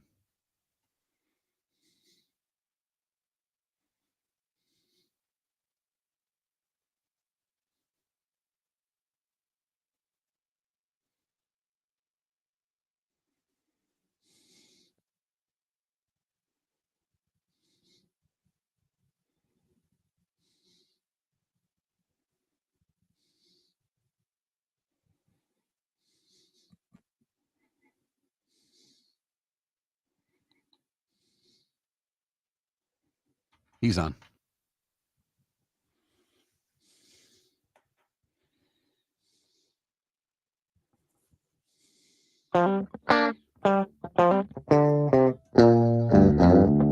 You're listening to Miller and Moulton. And now, here's Mark Miller and David Moulton. 22 minutes before the hour. Seth Everett will join us at the top of the hour. Bud Elliott to talk all things college football 1 hour from now. John Sally will join us in the Diamond District bonus hour. But David Bearman's kind enough to join us once again. Pro Football Network, profootballnetwork.com. You can follow David on X at David Bearman, Bearman, PFN. David Bearman, PFN. David, it's David and Mark. Good talking to you again. How are you? Good morning. How are you? Well, we're good. We weren't going to go there, but we noticed recently, because you talk about the league as a whole, and we're interested in doing that, but you went in hard on the Dolphins in the last 24 to 36 hours. So we'll start there. You point out that, wow, mid-December last year, they were in really good shape as an organization, and now look at where they are. Just curious, who are you blaming? Well, personally speaking, you got to look at the organization as a whole, top to bottom. And for starters, yes, they were good last year. As my note pointed out, they were 11-4 and playing the Baltimore Ravens in Week 17. And the winner of that game was going to get the 1 seed for home field advantage throughout the playoffs. Obviously, the Dolphins lose that, and then they lose to Buffalo. Next thing you know, they don't win the division. They lose in the first round of the playoffs on the road in the frozen tundra of Kansas City, and all the wheels have fallen off since then. As of terms of who to blame, look what's wrong with the Miami Dolphins. They obviously, their offense is in tatters without Tua. And why did Tua get hurt? Because he was running for his life behind a makeshift offensive line. And you go back to camp and you go back to free agency and you say, okay, what did the Dolphins do to better themselves in the QB and offensive line position? And yes, they secured their future with securing Tua long term, but no backup quarterback for a guy who has been injured all but 1 year of his NFL career. And obviously the injuries are concussion related, which could end your career at any given hit.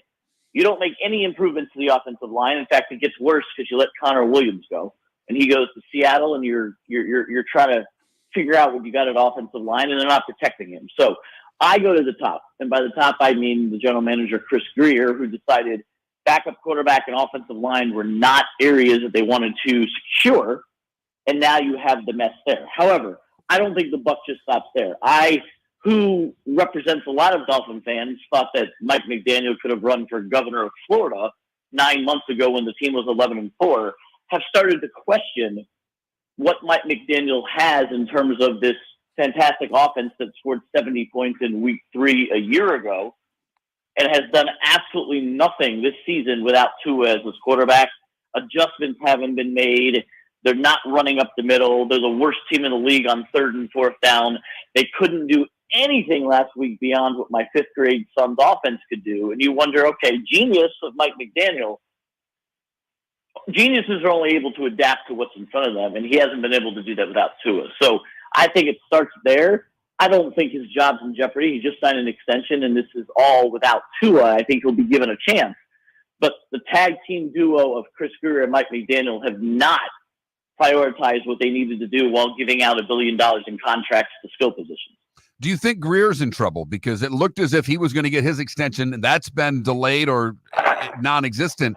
So do you think that Greer's job could be in trouble at the end of the year?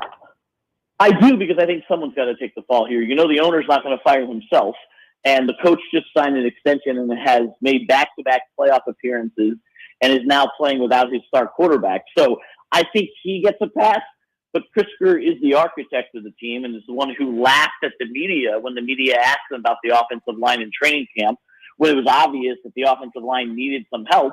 And he chuckled and laughed and said, they're fine. If somebody takes the fall, I think it's got to be him, because he's built the team a certain way and it's not working. And if that is your job, is to build the team, and it's not working, then someone has to take the fall here. And this isn't just a team that went from Super Bowl contention to fringe playoff team. That's not what happened here. You have a team that was Super Bowl contention with a healthy quarterback to an abomination in one of the worst teams in the league right now, a team that can't throw the forward pass and can't get a yard on 3rd and 1 and 4th and 1. That's what you're looking at right here. The defense has played exceptionally well, but when you're on the field for 40 minutes a game, the bend but don't break explodes on you.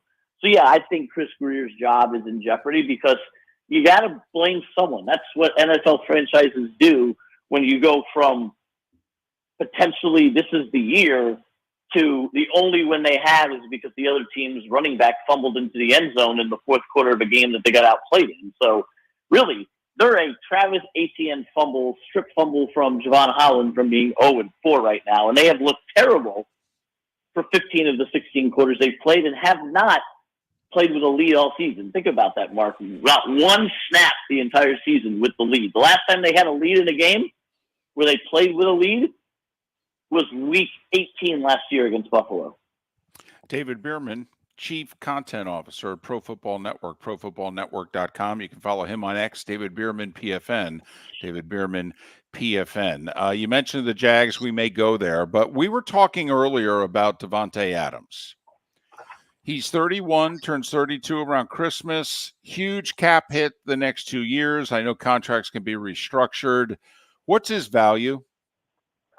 I wouldn't trade for him. I know he's a great receiver, but he's only a good receiver when he's happy, and he's one bad pass away from not being happy. And it's the world of diva wide receivers in the NFL, but I'm not trading for one. The only way to deal with a diva type receiver in the NFL is to have him for a while. The Dolphins have Tyreek Hill, who, other than his off the field problems, has been a good teammate. Davante Adams is not a good teammate, and Davante Adams is not right now capable of having the talent that a Tyreek Hill or a CeeDee Lamb or others have had, because he's just not a happy wide receiver. I personally don't think his value is very high. Now, somebody's going to give up picks, whether it's the Jets or the Chiefs, who are obviously in the need of a wide receiver. Somebody's going to give up the picks, and maybe if you're the Chiefs, you have Andy Reid and Patrick Mahomes and Travis Kelce on your team, you can figure out a way to keep him happy. But I personally wouldn't trade for him, because I don't like guys who are bad teammates and bad cancers in the clubhouse, and that's what Davante Adams has been every stop of the way. When you look at the NFL in the whole right now, is there a team, whether it's Adams, whether it's the Dolphins tearing it down, is there a trade that needs to be made? Because it seems that we have a handful of really good right now, and the rest is pretty mediocre. Is there a team that needs to make a move to move into that upper echelon? I think that if the Kansas City Chiefs want to keep their hopes alive of a three-peat and 4 titles in 6 years, I think they need to make a move. Now, I totally believe in Andy Reid and Mahomes, and you can see that they win no matter what. it's weird for me to say that a 4-0 team needs to make a move, but this Kansas City Chiefs team is resembling a lot of what Philadelphia did last year, winning games they shouldn't be winning, stacking one on top of another, and all of a sudden the wind blows and the stack of cards falls apart because you're not actually that good. Now, the Chiefs are 2-time defending champions. They'll figure out a way, but eventually the bill's going to come due when you lose Pacheco and you lose Rice and you lose Hollywood Brown. Somebody's got to catch the balls, and right now I'm not relying on Travis Kelce. Now, the Chiefs are the elite. They're 4-0, so maybe that wasn't necessarily the right answer to your question because they're already elite. In terms of a team that could go from middle of the pack to elite, probably the Jets, because the Jets are not going to get it done with what they have, and I don't think Devontae Adams is the answer because Aaron Rodgers is not the leader to calm him down. But the Jets are probably a team that could be elite if they made the right move. You look at other teams that are in the middle, the Dallas Cowboys, there's no move that they need to make other than fixing what they have. They have the talent. I just don't think they have the right coach. The Eagles could probably make a coaching change instead of a trade, and all of a sudden if they make a coaching change, that's a Super Bowl team again. But I still point to the Chiefs who are getting it done but could use some weapons to make Mahomes what he really is. You know, David, that doesn't happen much in the NFL. It happens in the other sports. It doesn't happen in football. I mean, the last one that I remember, and I'm sure there's been others, but, you know, you go back to Art Shell in the late 80s, who took over from Mike Shanahan, inherited, I think, 1-3 and led the Raiders to the playoffs. But, I mean, it does seem as if it's just not working with Nick Sirianni anymore for whatever reason. Maybe the coordinators were the key and they left after, 2022, whatever. But if you're the Eagles, I mean, they damn nearly fired him in the offseason. I mean, could you call Belichick now? I mean, the word was they were going to hire him in the offseason and gave Nick one more year. Why not bring him in now? I would absolutely make that move. I know it's not an NFL type thing, and 100% of the time when a team fires their coach in the NFL, it's a coordinator that takes over in an interim capacity to ride out the rest of the year, and then you make the change in the offseason. But hey, there used to be a 10-year period where nobody made any trades in the middle of the season either. So it hasn't been done, and Art Shell was 3 decades ago, so it hasn't been done anytime soon. But I would if I was them. I mean, they have all the talent. They have the players who are going to be coming back from the IR soon, or injuries in terms of A.J. Brown and Devonta Smith. And they have a defense that's, you might have to get rid of that guy too, who, Nick Fangio, it was great at Denver and great other places, but he's been terrible in Miami and terrible in Philadelphia because that defense shouldn't be as bad as it is. They got to make some changes somewhere because this is a team that, went to the Super Bowl a couple of years ago and has one of the most talented rosters in football, but they're not listening to their coach and they're not listening to their coordinators. And just got whooped by Tampa Bay, and Tampa Bay looked good in doing so. The week before, they looked very mediocre. They looked bad playing Denver. When you look at the Bucs, what type of team do you see? A team that can win the division or a team that can go to the playoffs and do some damage? I think the Bucs are going to win that division. I was on your show earlier on the offseason predicting them to win the division, even though they weren't the favorite when the Falcons were, and I did not understand why everybody fell in love with the Atlanta Falcons, who all they did was add a 40-year-old quarterback coming off an Achilles injury. I personally think Tampa Bay is the best team in that division and can compete with the Philadelphia and San Francisco's of the world. I think they're a notch below Detroit, who's the best team in the NFC. They got a quarterback who's nit and gritty and gets things done, and they have wide receiver weapons and a great defense. Sometimes you question the coach at times, but you can do that on every single team. I like the Bucs. I think the Bucs are a really good team, and yeah, they got their one loss to no one saw that one coming, including the guy talking who put them in Survivor. But at the end of the day, Denver's not as bad as people think they are, especially on defense, and I just think they weren't prepared for that. Jacksonville, is that as big a mess as Miami? Bigger mess? Not as big a mess, and needs a tweak of some kind. What's your thoughts on the Jags situation? I think it's a bigger mess because they're playing with a full deck of cards. The Miami situation is obviously related to the quarterback not being there, and I think Jacksonville, they have their Trevor Lawrence, who everyone said was not playing the way he should be playing because of Urban Meyer, and then you get Doug Peterson, a Super Bowl winning coach who who's going to fix things, and they had everything going last year, and then they collapsed last year, and they have not recovered since. I think you're in a situation where when a team collapses the way they did last year, like, you're not going to get rid of Doug Peterson last year, but you have to think, can a team and a franchise rebound from that without making any change? Same situation in Philadelphia. They collapsed last year and haven't been able to rebound. At least Philadelphia has a couple of wins. Jacksonville's playing awful, has no wins.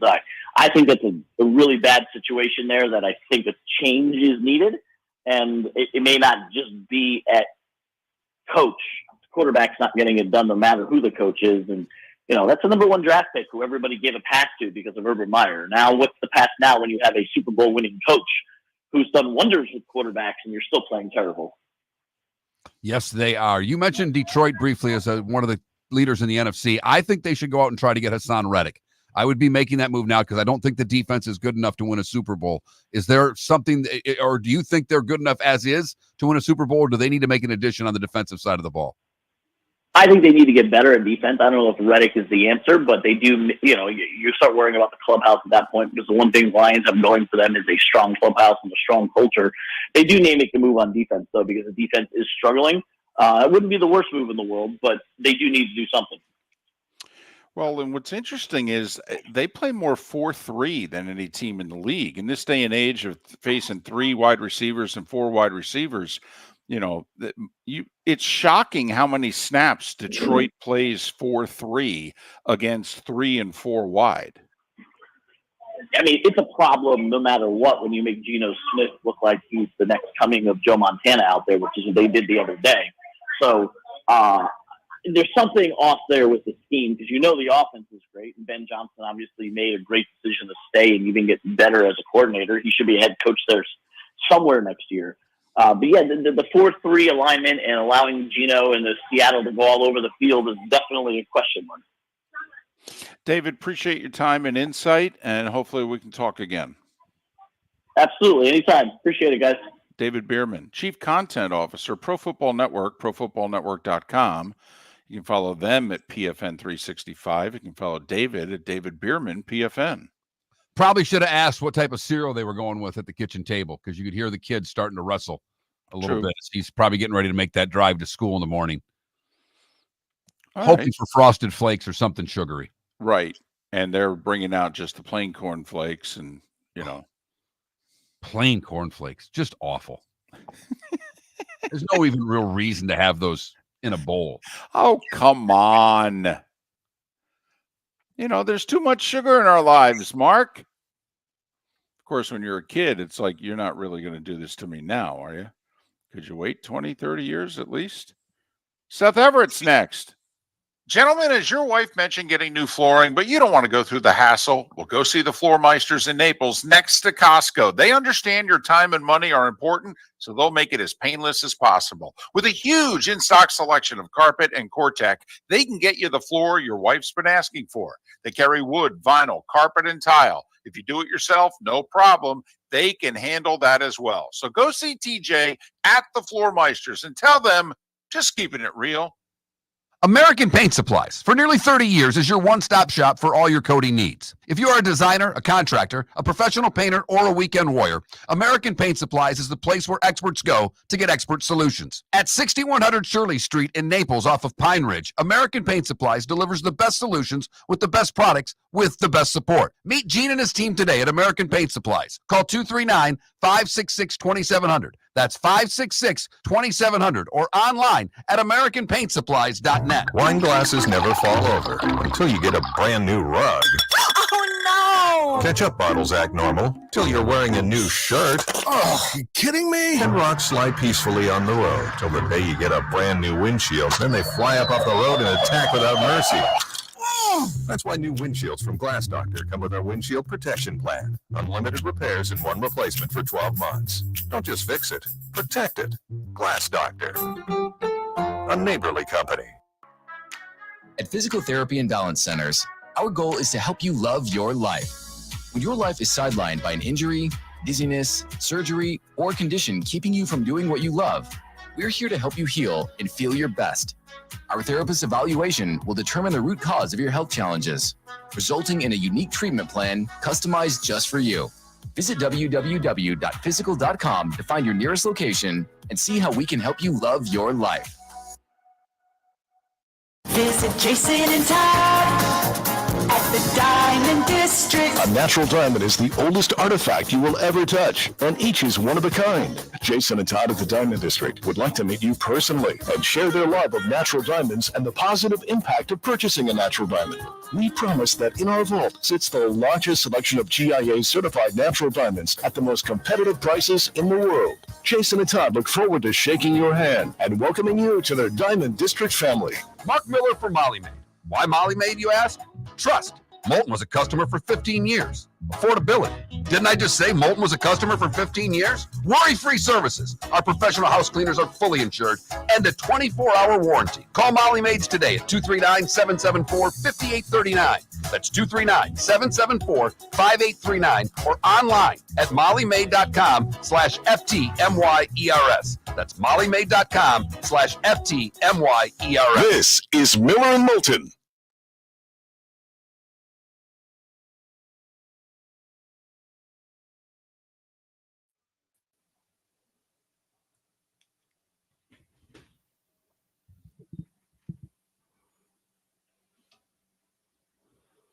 Hi, Seth. Hi. How are you? I'm okay. Another adventure.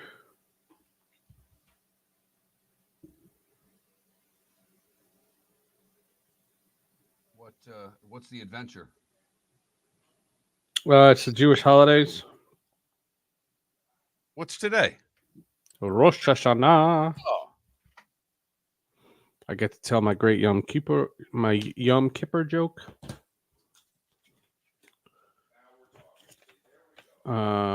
What else?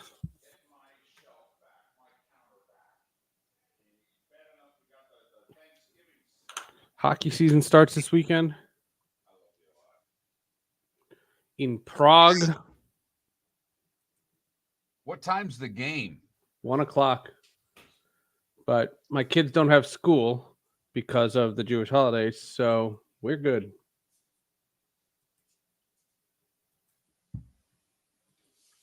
Seth, they changed the whole, front page of where I load the podcast portion of the show, and it's got me all baffled this morning. No. Trying to figure out where to upload, where to add the markers, where to add you know what I'm talking about. Change for change's sake.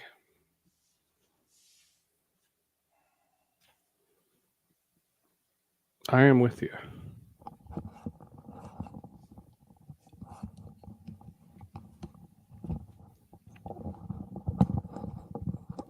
I found my producer rhythm and getting all that stuff up in a timely fashion, and they just went and changed it all on me.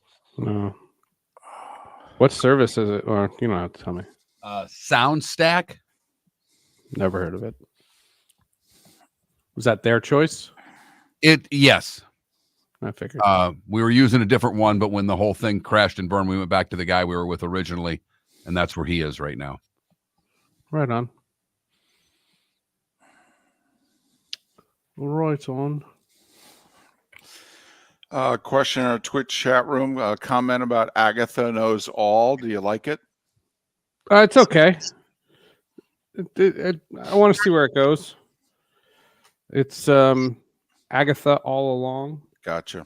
It's she's great. Catherine Hahn is incredible, but I don't know. It's the same writers as WandaVision, and that was great. This is okay. Wes, by the way, I don't know if you noticed, but games were 4 minutes shorter this year. That this is the quickest that Major League Baseball has played games in over 20 years, and attendance is up and ratings are up in the last 2 years. So I do think the pitch clock has a lot to do with it. A 209 playoff game last night, Seth. Really? Braves Padres. I mean, granted, it was 4-0 and we didn't play the bottom of the ninth, but still 209.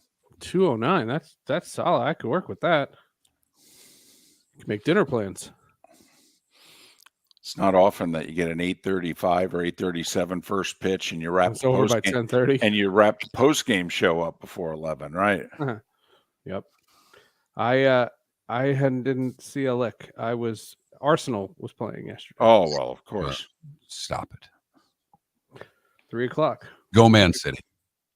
Yeah, blah, blah. My team. It's been my team for 30 years. It has. No, it's fine. I can back him. Blah.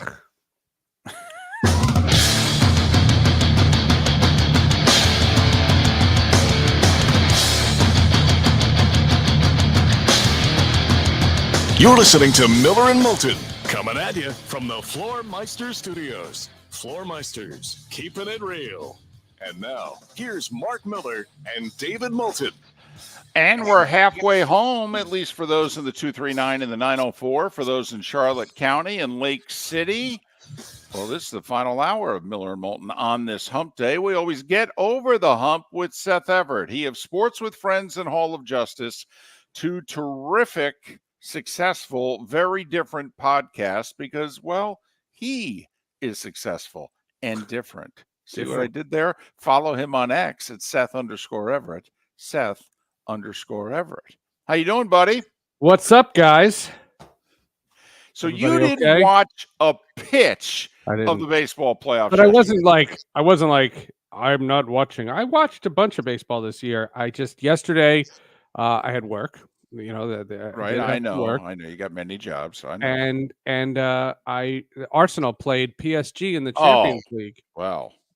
And that was a phenomenal game. 2-0.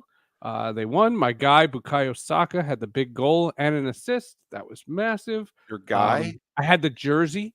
Is there a number on your jersey? No, I don't get numbers on jerseys. But I have my rule because then as soon as that happens, the guy either gets hurt or gets traded, and it's a relic. Outside of your Arsenal jersey, what jersey do you wear?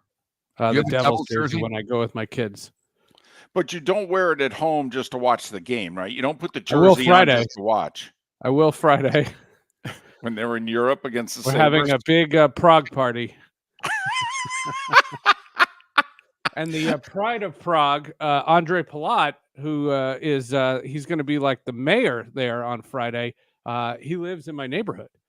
So we see him walking the dog all the time. So we wished him a good trip, and we said good luck. I saw Jesper Bratt at the restaurant the other day with my daughter. We waved. We said good luck this season. Let me tell you, do you know how few people outside of the Jesper have any Bratt idea what I'm family talking about? can recognize him? Oh. Okay. Oh, no, there's 6 people listening know who you're talking about. Well, Okay, Palat's a 2-time champion with the Lightning. like I said, there's 17 people listening that know about him. There are 6 who know about Jesper. You facially recognized him. My daughter did. I didn't. Oh my goodness. My daughter spotted him. We were walking to a restaurant and there's outside seating, and she goes, "That was Jesper Bratt." And I go, "How do you know that? They wear helmets." And then she looked at me and she just goes, "Not on Instagram, they don't." See what I have to look forward to there. All right. So what do you go? I mean, is it like, what is the traditional Czech cuisine that you're going with for the Prague party? Have you figured that out yet? Is there a Czech restaurant near you? What are you going with? No, there'll be some gluten-free cookies and some popcorn, I think. Wow, that's quite the boy. We need the but I'll Prague wear the party jersey. more often. I'll wear the jersey Friday. We had this whole debate, and whether or not I should take the kids out of school for the opener. But it turns out it's a moot point because the Jewish holiday, of course, Rosh Hashanah. So there's no school. Hold on a second. Okay, forget Rosh Hashanah. You were going to take. Oh, we were considering it. Yeah. Your kid. That means you and your wife were considering. We had the discussion for the NHL season opener. Wait for it. In Prague. In Prague. Yep. Wow. We considered it. We never. It became a moot point because we realized they didn't have school. By we considered it, did that mean that you tried to persuade your wife to do this, or your wife was actually on board with doing this? No, I think the conversation went something like, "Would we really do this?" And then it was, "Wait, what's the date?" And then so you realized it was a holiday before you. It was a holiday. Wow. We I don't considered know it. if taking kids out of school in Prague for this game. No, because it's at night there. Oh, my Not even sure goodness. they're aware the game's going on in Prague. Come on. No. They're very excited about it. They're thrilled. Speaking of which, not that they'd ever do it because it's a league that needs its gate revenue more than any other. And they can't raise ticket prices any more than they already are because it is not cheap to go to an NHL game. But, I mean, we're all hockey guys. But let's be honest. The season's too long. I mean, wouldn't it be nice to figure out a way to shorten this sucker? I mean, Seth, the Panthers won the Cup 10 weeks ago. Yeah, it's a short off season. European soccer has a shorter off season, I will say. Actually, it's 14 weeks, but you know what I'm getting at. It's, No, it's I 100 get it. days. It's 100 days. My thought is, I was just talking to, I'll name drop here, Dan Rosen, who's out there in Prague. He's from NHL.com, a buddy of mine. And we were talking, and he said these games count. And he said, whenever people think, oh, it's just 2 games in October, okay, that's fine to think that. But it's the old baseball argument. When you're finished out of the playoffs by 3 points, these were the 3 points. These were the points that you wanted. And these games count. And the one thing about the regular season that I think is because competitive balance is such that it's so tight, I think that it adds to the drama that you can't take a night off. And that's a sport, unlike basketball or baseball, where you don't take nights off. If you are physically able, you play, and you play your hardest. I love it. Do you think the NHL will go to the NBA's play-in model to get more teams? Just because what you talked about, Seth, the competitive balance is such. Hey, the Devils are no guarantee to make the playoffs this year, and they got a pretty nice hockey team. I'm a Red Wing fan. I don't think they'll make the playoffs this year because when I start stacking them up against the rest of the conference, I'm like, they're playing for a wild card. They're 5 teams playing for 2 spots, essentially, based on what it looks like going into the season. With that being said, and the competitive balance being what it is, do you think the NHL should adopt the NBA's play-in tournament? Well, I don't think they will, and I don't think they would. Nor do I think they should. I think their regular season is built the way it is. I wouldn't add extra games to anything. I don't see it. I'm not a big proponent of that play-in series, but I also don't watch, so it's not really my thing. I'm doing a podcast on that next week. But the argument for hockey, as you said, there are probably 3 to 5 teams in each conference that you would say they are pretty good teams that don't make the playoffs. That's a pretty amazing sport. That's competitive balance compared to nothing. Even football doesn't have that. And what I think is the teams that make the playoffs, that is the great reward. And the 2 months of the Stanley Cup playoffs is the hardest tournament in sports. I wouldn't touch it at all. I think the season's too long, and I absolutely love the sport. I love everything about it, but I think the season's too long. You're not wrong. I don't think it's going to change. I agree. Well, this commissioner doesn't want to change it. He's been asked repeatedly about the play-in, and he's all but said, "I hate it." I know. I heard a podcast with him. He had some pretty poignant things to say about it. Yeah. Well, and to further your point, though, like last year in the East, Washington literally won a tiebreaker with Detroit, and the Penguins were a point behind them. There were 3 teams separated by a point for the final playoff spot in the East last year, talking about how much every game counts. Yep. He's Seth Everett, Sports with Friends, Hall of Justice, or his 2 terrific podcasts. Okay, you can follow him on X at Seth_Everett, and he always joins us at this time here on Miller and Moulton. By the way, when baseball expands, do you think they will add? Do you think that they will do like the other sports in which, in hockey and basketball anyway, in which instead of 6 making it in each league, they'll make it 8, number one? And number 2, do you think that this first round best of 3 will become a first round best of 5? Well, it could. I mean, you'd have to start the season a lot earlier. I mean, you're going into November. Unless there are sweeps where I did notice that baseball built in the World Series can start 4 days earlier if the LCSs end soon enough. Right. That's the only way it finishes in October. You're starting to get into November. I've told you about my Doomsday World Series, Cleveland versus Colorado, and a blizzard wipes out both cities. I would love that. I would love to see the logistical nightmare that is. My thought is, I think when they expand, that's when they do the radical realignment.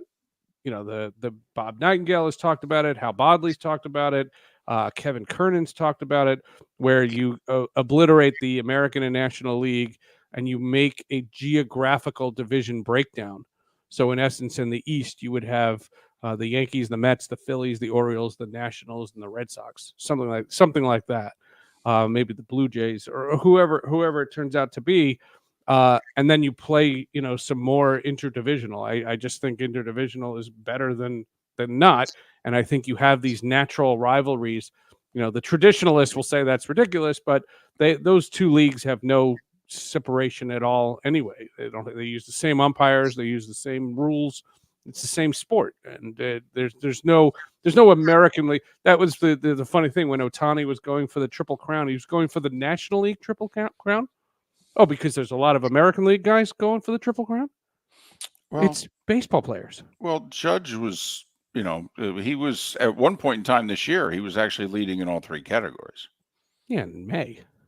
No, it was July, early August. Okay. All right. No, he was on a roll there, batting average he's the wise. Guy who set the American League home run record a couple of years ago. Obviously, you're not a fan. Listen, for as much fun as we make of you about, jerseys and taking your kids out of school because, hockey games in Prague, I did on a flight recently realign the NBA, the NHL, and Major League Baseball with expansion coming in. I have it in my phone right here. Oh, good. Okay. Yeah, I did it both geographically and by league. So yeah, I really should not be allowed to poke fun at you. It should only be Mark. No, I think it would be I think it would be cool to see, the Red Sox and Phillies, not this fake interleague stuff, which nobody even markets now anymore. I would just have one league and do it geographically, kind of like the NFL, but the NFL has Dallas in the East, that kind of thing. All right, you literally have 30 seconds. Sports with Friends Hall of Justice, go. Sports with Friends is a young man named Emmanuel Berbari. He is one of the three guys who is tasked with filling in for John Sterling when John Sterling abruptly retired. Okay. I knew Ricky Ricardo. I knew Justin Shackle. I didn't know this guy. He's got an amazing backstory. And Hall of Justice is skipping the week. La Shana Tova for Rosh Hashanah. No time to do the podcast. So no Hall of Justice this week, but Sports with Friends. Emmanuel Berbari. Happy Rosh Hashanah. Okay. Enjoy your Devils in Prague, and we'll talk next week. You got it. Seth Everett, Sports with Friends Hall of Justice. Follow him on X at Seth_Everett. Bud Elliott to talk all things college football in 25 minutes. Are you suffering from neuropathy? Do you experience stabbing pain, numbness, tingling, or burning in your feet? Are you tired of sleepless nights and avoiding life due to pain? If you've been diagnosed with neuropathy or experiencing pain or numbness in your feet, pick up the phone and call us right now before it's too late at 239-382-7332. Again, that's 239-382-7332. Neuropathy is a very serious and progressive disease where your nerves start to break down. Eventually, it leads to balance problems, falls, complete loss of independence, and can lead to amputation. Hi, I'm Dr. Eric Norrell, DC. Our program addresses the underlying causes and doesn't simply mask your symptoms with medication. In fact, many patients start experiencing relief from neuropathy symptoms within weeks. There's no surgery and no use of prescription drugs. Pick up the phone right now and call 239-382-7332. Call us today at Restore Health. 239-382-7332. American Paint Supplies, for nearly 30 years, is your one-stop shop for all your coating needs. If you are a designer, a contractor, a professional painter, or a weekend warrior, American Paint Supplies is the place where experts go to get expert solutions. At 6100 Shirley Street in Naples off of Pine Ridge, American Paint Supplies delivers the best solutions with the best products with the best support. Meet Gene and his team today at American Paint Supplies. Call 239-566-2700. That's 566-2700 or online at AmericanPaintSupplies.net. Gentlemen, as your wife mentioned getting new flooring, but you don't want to go through the hassle, well, go see the Floor Meisters in Naples next to Costco. They understand your time and money are important, so they'll make it as painless as possible. With a huge in-stock selection of carpet and Cortec, they can get you the floor your wife's been asking for. They carry wood, vinyl, carpet, and tile. If you do it yourself, no problem. They can handle that as well. So go see TJ at the Floor Meisters and tell them, just keeping it real. This is Miller and Moulton.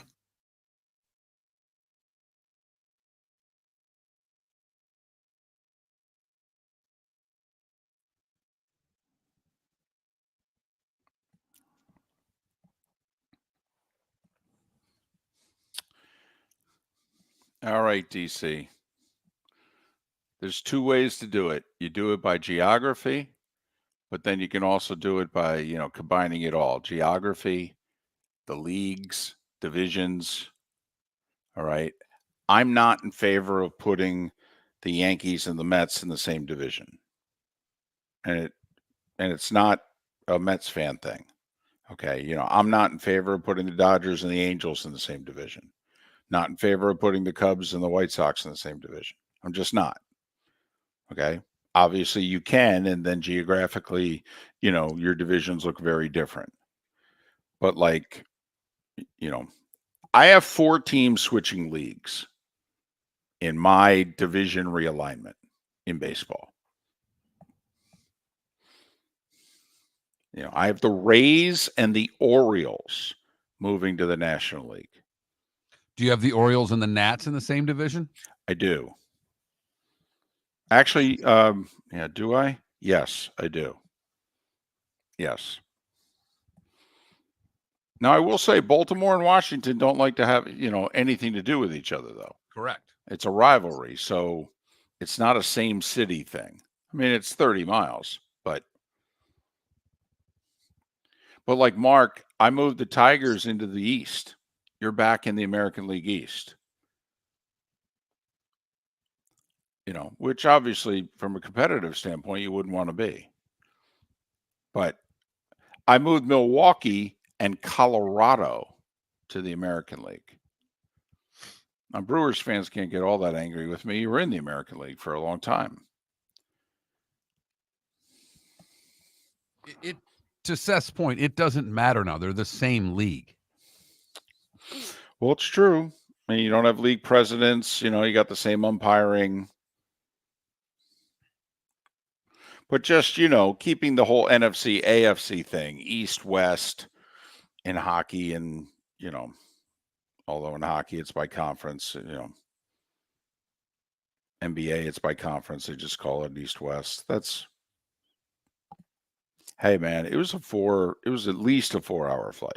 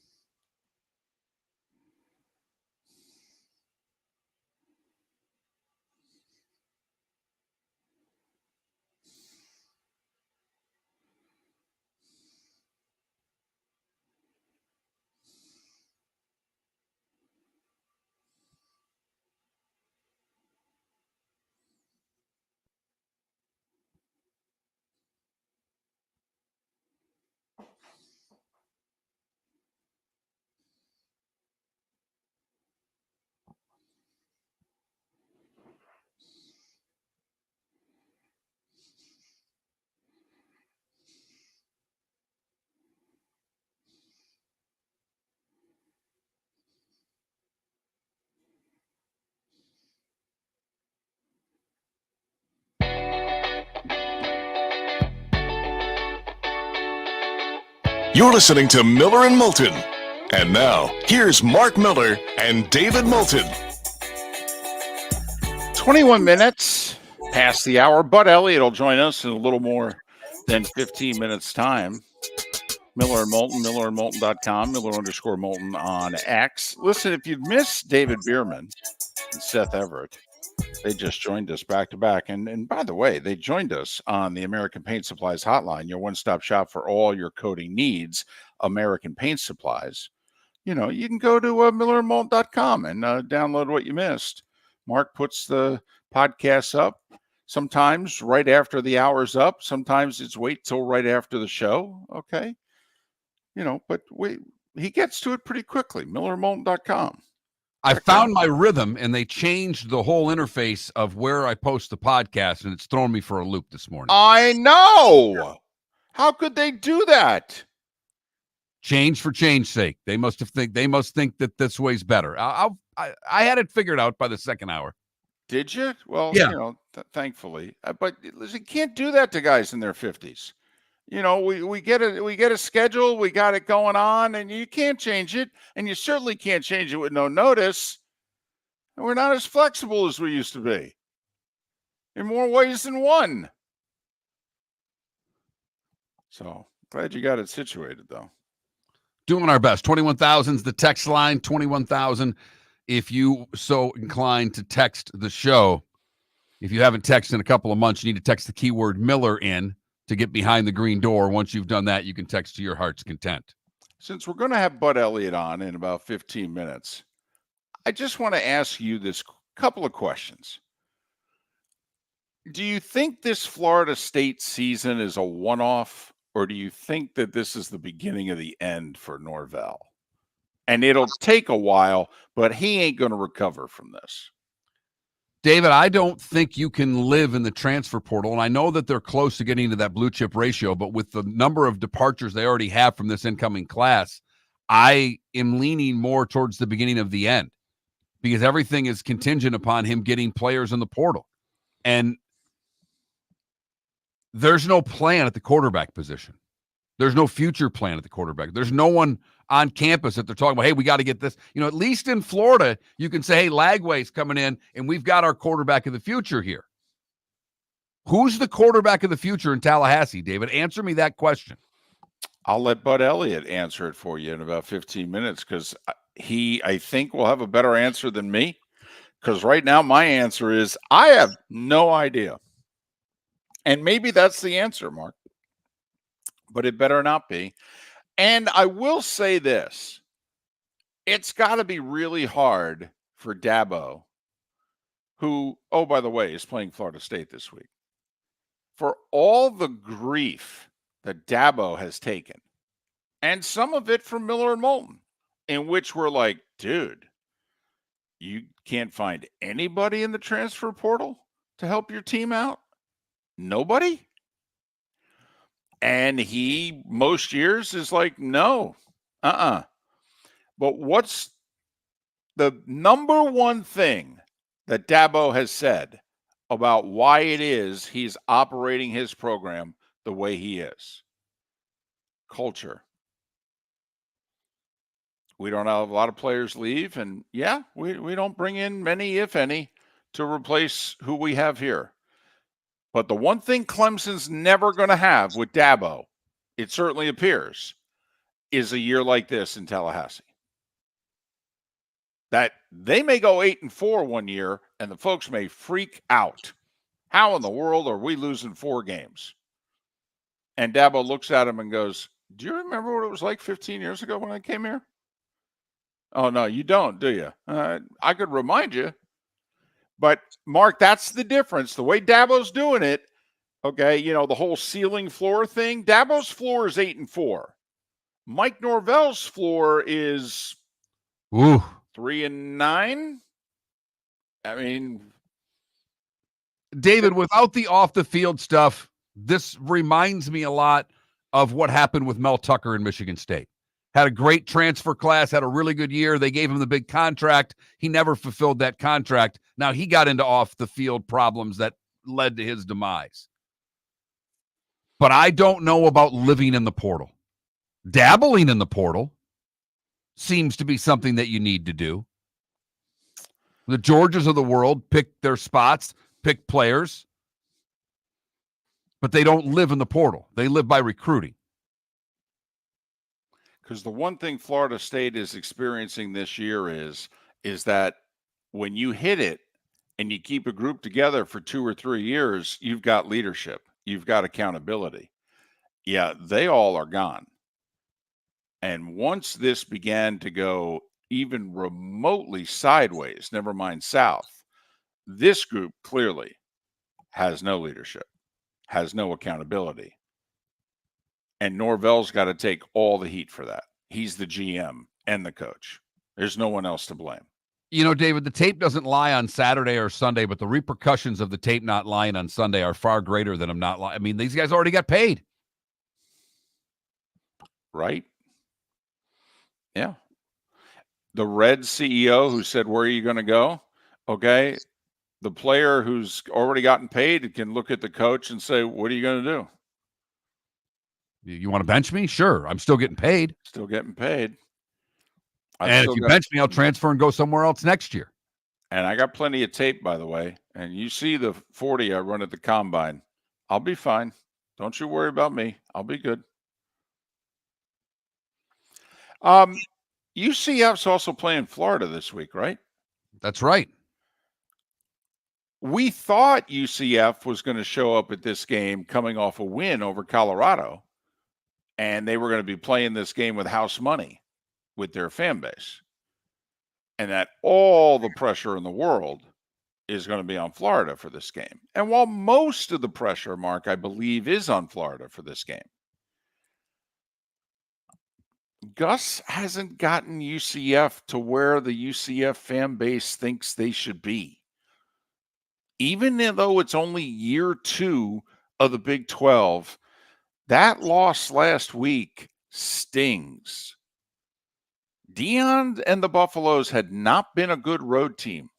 Outside of the week 1 win last year at TCU, they had not been a good road team. Nor had they been a good underdog team, and they were a 2-touchdown underdog in that game. 2-touchdown, not 2-point, 2-touchdown.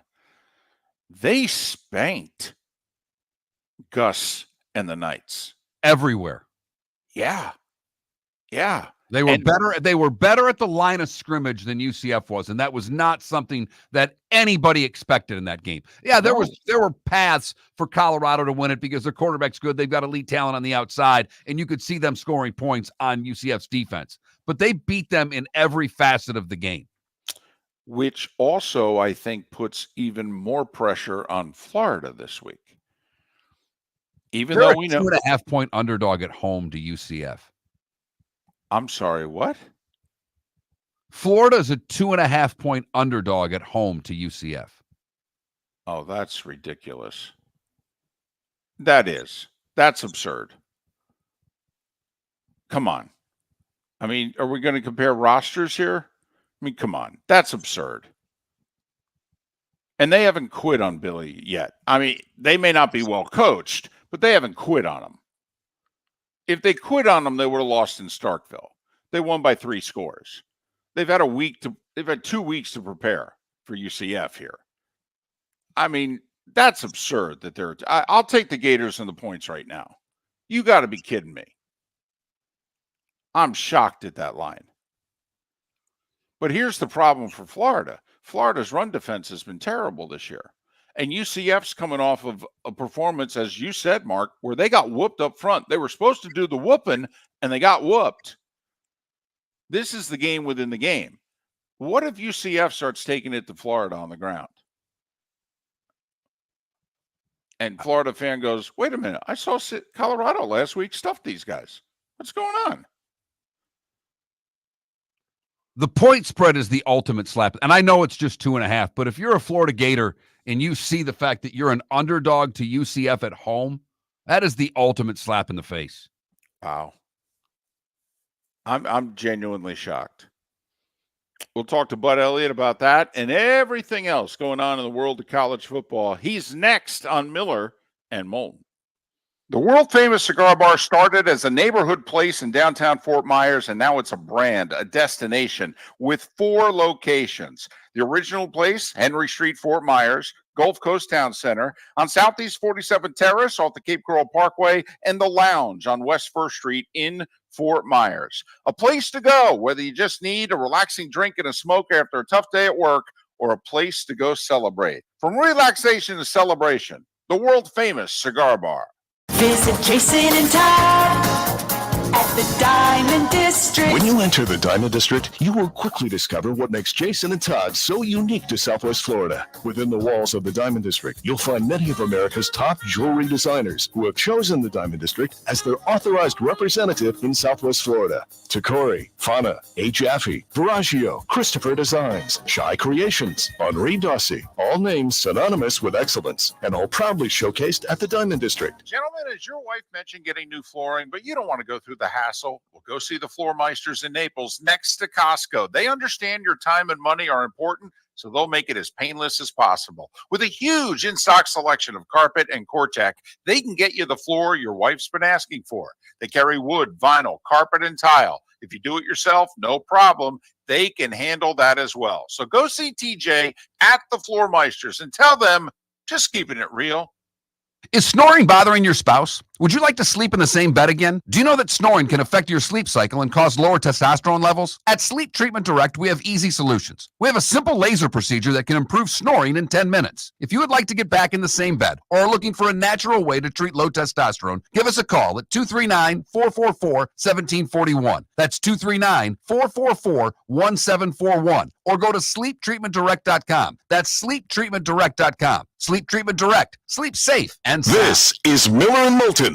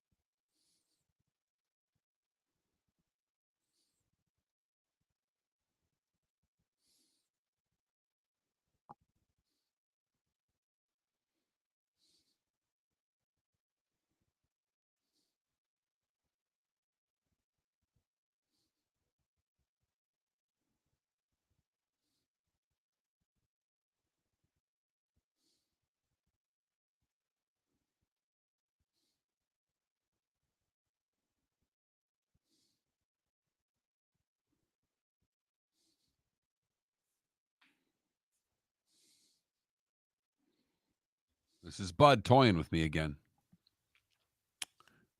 Oh, I know I sent it to him.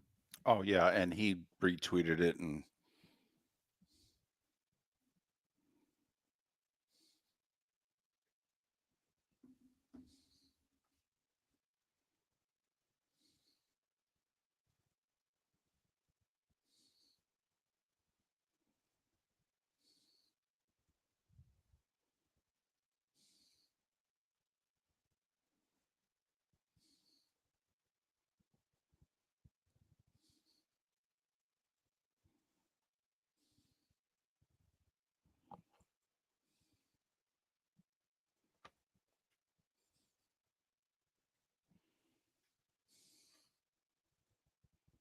Oh, there's Bud. Morning, Bud. Going on, guys?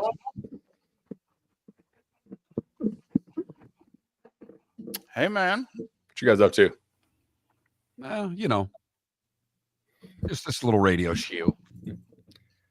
About the right weight if I was 6'6".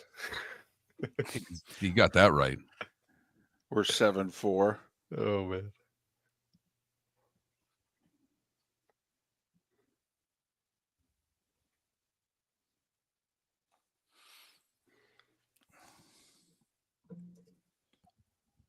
How are things? Good, man. Really good. Business good? Business good. Yeah, we live show's been crushing, which is nice. Yeah, CBS surviving, right? So, it's solid. What game you got this week? Iowa, Ohio State, and then next week Penn State, USC. Can Ohio State make Iowa, or can Iowa make Ohio State show anything? I don't know. I don't think Iowa's quarterback's any good. I mean, what did he have against Minnesota? Wasn't it like 62 yards, something like that? I mean, I just if they could throw the ball for And you got, I watched that whole Michigan State, Ohio State game. If you can throw it, you can get to them a little bit. Because that kid for Sparty can spin it. He just doesn't know who he's throwing it to sometimes.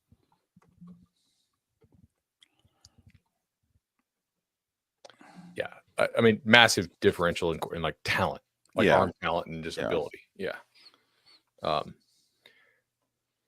I don't typically like teams that are just like real run heavy as big dogs against like the real elite teams, Right.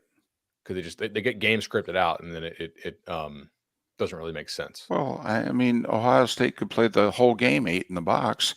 I mean, their DBs are better than Iowa's receivers. They can cover everybody on the field, man to man. David, they want to. Yeah. I mean, like that's how Knowles wants to play anyway. Right. You're listening to Miller and Moulton. And now, here's Mark Miller and David Moulton. 22 minutes before the hour. It's our weekly chat with Bud Elliott. Man, 24/7 Sports, the CBS Sports Family, Nolecast, Cover 3 podcast. Follow him on X, Bud Elliott 3, 2 L's, 2 T's, the number 3. Bud joins us on the American Paint Supplies Hotline, your one-stop shop for all your coating needs. How you doing? Doing well, guys. What y'all up to? Well, we had a question in our Twitch chat room to ask you simply, why is Florida State so bad this year? And also, who's their quarterback next year? Like, is there hope? Mark mentioned it last segment. The Gators have hope. The 5 stars right there. We can even see them a little bit this year. I mean, is this going to be a really big blip on the radar screen for Florida State? Or is this, oh boy? I think it's more oh boy, to be honest. I mean, like I think Norvell erred in extending some guys who on the staff who probably should not have been extended, and I understand why you would do it, because when you did it, like, recruiting was going okay enough, and you were 13-0. So ultimately, I think it's a bit of a failure on his part for like not differentiating perfect result from perfect process, and like the best coaches out there are always trying to get better. And I just think that they let this staff get a bit stale. Some of these guys' messages, I think, are falling on deaf ears. I don't know that he has enough guys on his staff that he does or should trust fully. And I've said this for a long time on Nolecast. Like I think Mike Norvell needs to hold his staff to a higher standard of effort when it comes to recruiting. I don't think they work real hard in recruiting, personally. I think when they win recruitments, it's because they spend the most. I don't think their guys bust their butts in recruiting. All right. With that being said, when you did your blue chip rankings heading into the season, Florida State was on the cusp. They weren't there, but you said you anticipate them being there next season. Yeah. With what's gone on this season and guys, no, definitely not. No. They won't have a good enough class this year to crash that party. Definitely not. No, they won't. I mean, if you didn't close well last year off 13-0, you're not going to crush it when you go like 3-9, so, or I mean, whatever they go, like maybe they go 2-10, maybe they go 4-8. Like there's some winnable games because of the level of athlete they still have on the team. And but also pretty much every game is also like quite losable. Very quickly, do they have a quarterback for next year? Because to me, what we're seeing is how important Jordan Travis was on the field, but in the room. He was clearly the leader. And to me, your quarterback has to be your leader. So you have to get that right. Who's their guy next year? Don't know. We're probably going to find out down the stretch, right? Maybe it's Brock Glenn. Maybe it's Luke Kromenhoek. I mean, they had pretty high hopes for both those guys. Kromenhoek's a true freshman. Glenn is a redshirt freshman. Glenn will start this weekend. Maybe they'll play both. I don't know. I guess DJ's got a finger injury, so he's going to be out for a little while, I guess. He needs to be out for the rest of the season. Yeah, could be. So I think they'll get a good chance to evaluate it. This is probably not the best game to evaluate it, right? Like Clemson's pretty good, and Tallahassee is not very good. So I don't know. Like if you're Brock Glenn, you're probably like, okay. Not that I'm not happy about starting, but like also really like this is the game you're going to give me the keys. not after DJ played like crap for weeks on end and like you couldn't let me start at SMU or against Cal maybe. So Clemson, have they gotten right? I mean, that second half against Georgia still lingers in a lot of our memories, but have they figured this out? I'm kind of on the fence on this. I think they have figured out how to score on like decent to below defenses, right? But also NC State's next good game will be its first good game of the season. They have 0 quality games. Like they played poorly against Western Carolina. They probably should not have covered against Northern Illinois. They had 2 defensive scores in that game, and their offense looked pretty poor there. Obviously, App State is seriously troubled this year, and like I'm not talking about the flood stuff in Boone. Our hearts go out to those folks, but like they just have looked terrible pretty much all year. So I don't know. Like I kind of need a data point of Clemson scoring on a defense that is like good, but not Georgia, just to kind of see like what's the middle ground there, I guess. But Clemson's defense is still really good. What are we to make of what happened in Orlando last week? Colorado is a 2-touchdown dog. They didn't just win, they whooped them.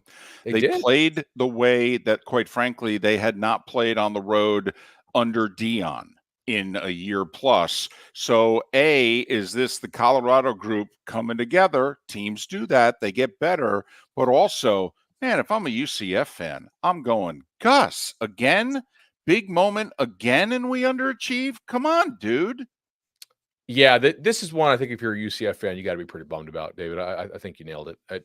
Like that's a very beatable team. They made some really exceptional plays. Like the first touchdown that Shedeur throws, and Shedeur played really well after this, but that first one should have been picked. Like the receiver goes up and makes a play, and the DB mistimes his jump. It was a pretty bad throw. Like those kind of things can change the course of the ball game. I thought Colorado ran the ball exceptionally well against like favorable looks. And that was a thing that for 3 weeks in a row, teams have been daring them to do. Like Baylor dared them to do that, and Baylor's not really good. And Baylor largely outplayed them in that game and just botched it, right? Like this was the first time I can remember that Colorado like legitimately outplayed an opponent. Probably since that TCU game to open the year last year? Like because Nebraska was a turnover, fest, obviously, last year. They look a lot. If they can run the ball against really favorable looks, then it opens up the pass game more for them. And that was the real change to me because like they are actually able to run it. And previously, they couldn't run against 5 men in the box. But yeah, defensively, UCF, there are some questions there for sure. Like that was a pretty poor effort. What kind of slap in the face is this to the Gators? They're a 2.5-point dog at home to UCF. I floored David when I gave him the number earlier. Shocked. I'm shocked. Florida doesn't play any defense at all.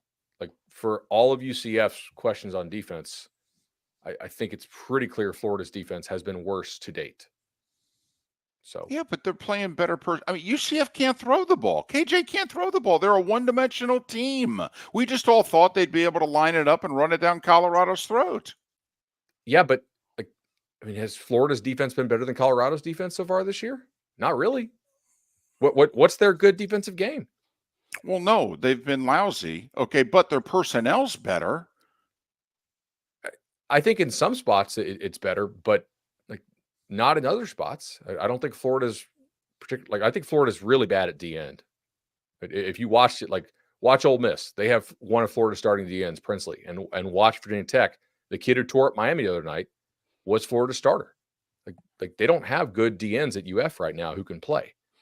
So we'll see. I don't think that you're laying points with UCF in the Swamp. Like, wow. On numbers, I will. On numbers, I'll probably bet Florida.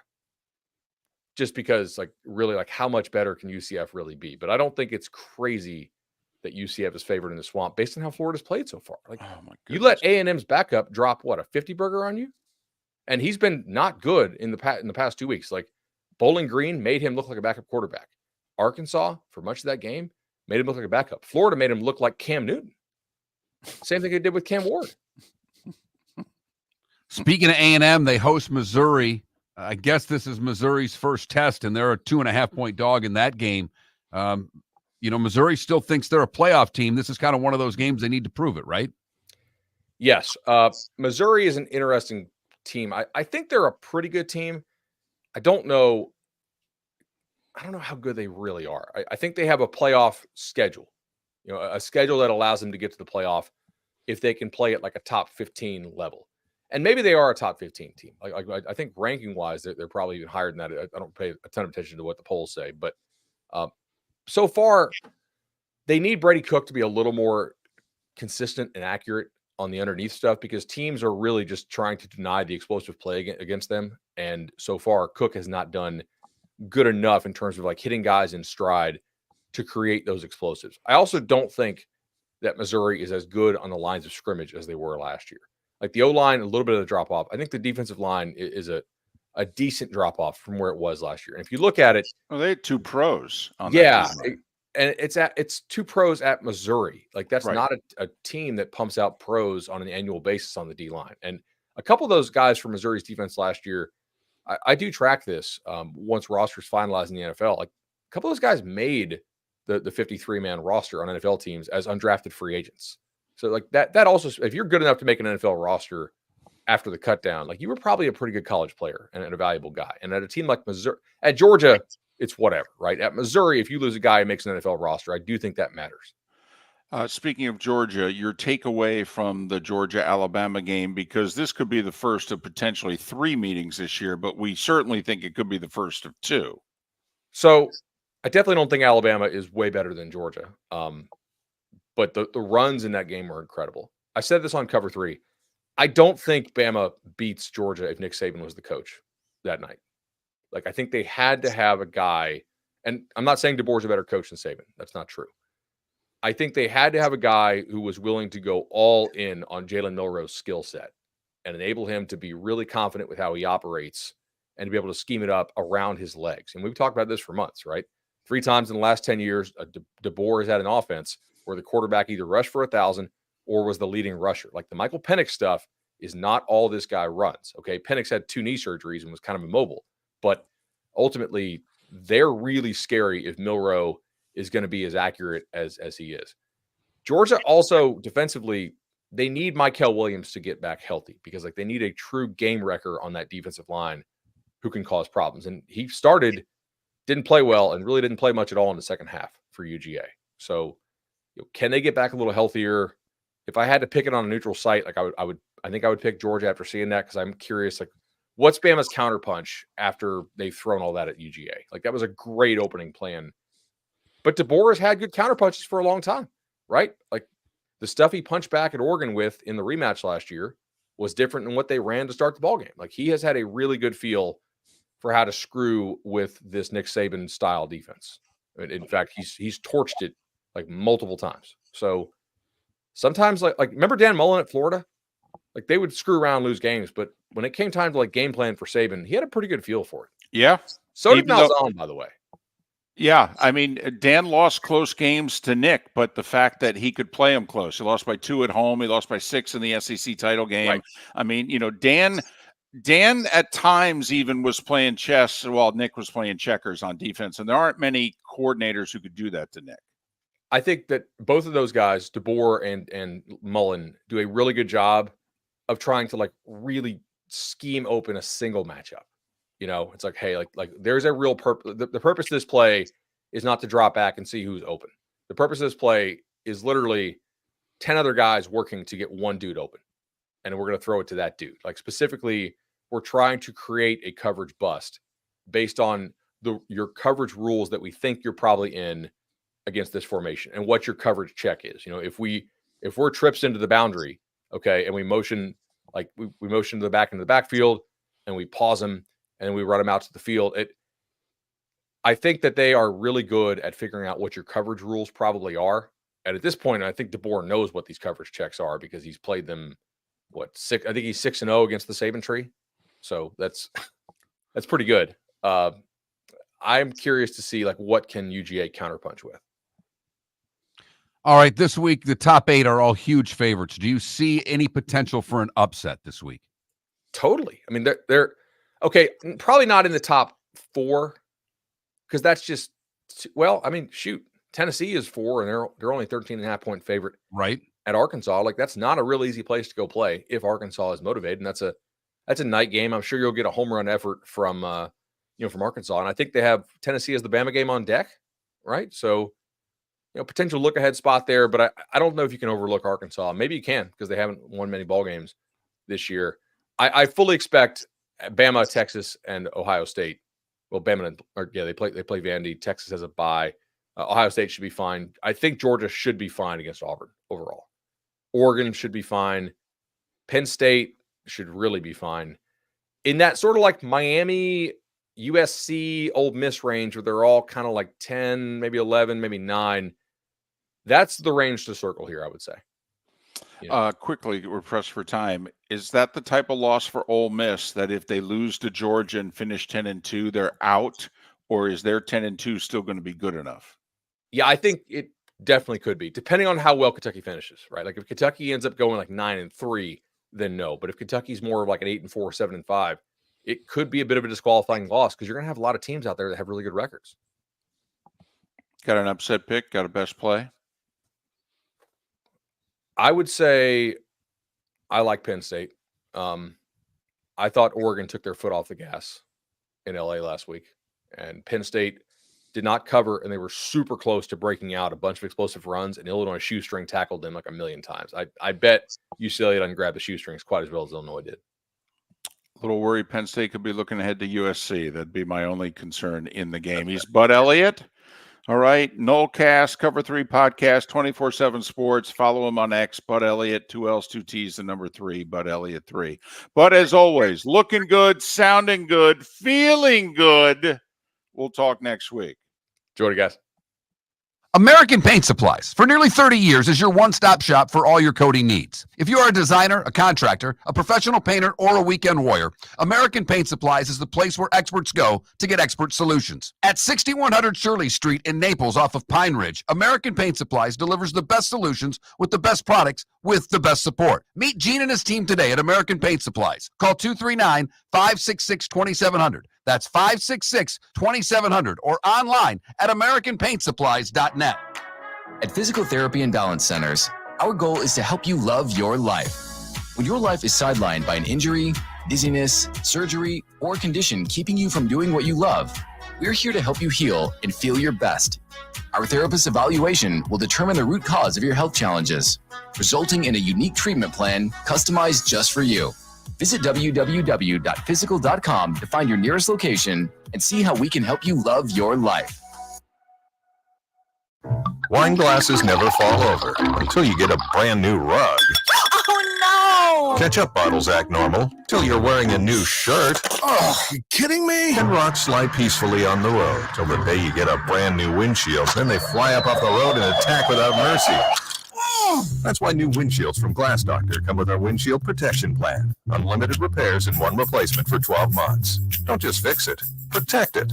Glass Doctor, a neighborly company. The Cape Coral Police Department is growing. They are currently looking for police officers and are offering a $10,000 signing bonus to newly hired officers. If you desire a career in law enforcement, or if you are already in law enforcement and thinking about making a move to a better agency, think Cape Coral Police Department. If you're looking for a police department that is committed to excellence, that invests in the highest level of training, state-of-the-art equipment, and some of the highest compensation in all of Southwest Florida, then the Cape Coral Police Department is for you.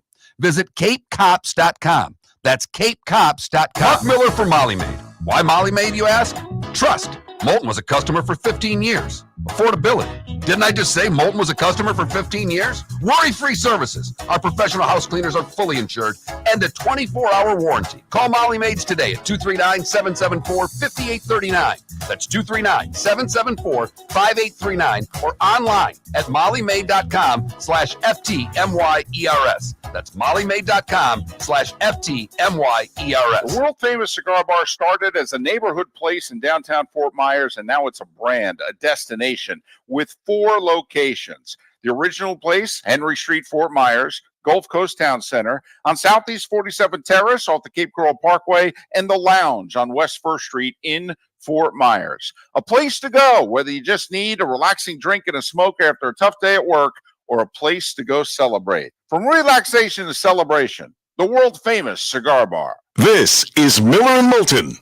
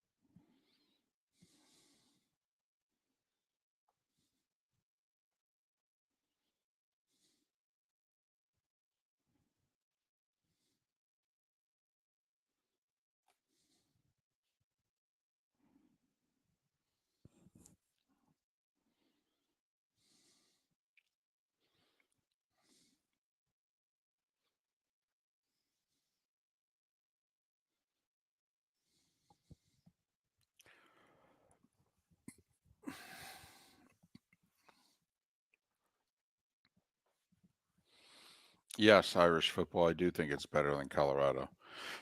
I think it's more poorly coached.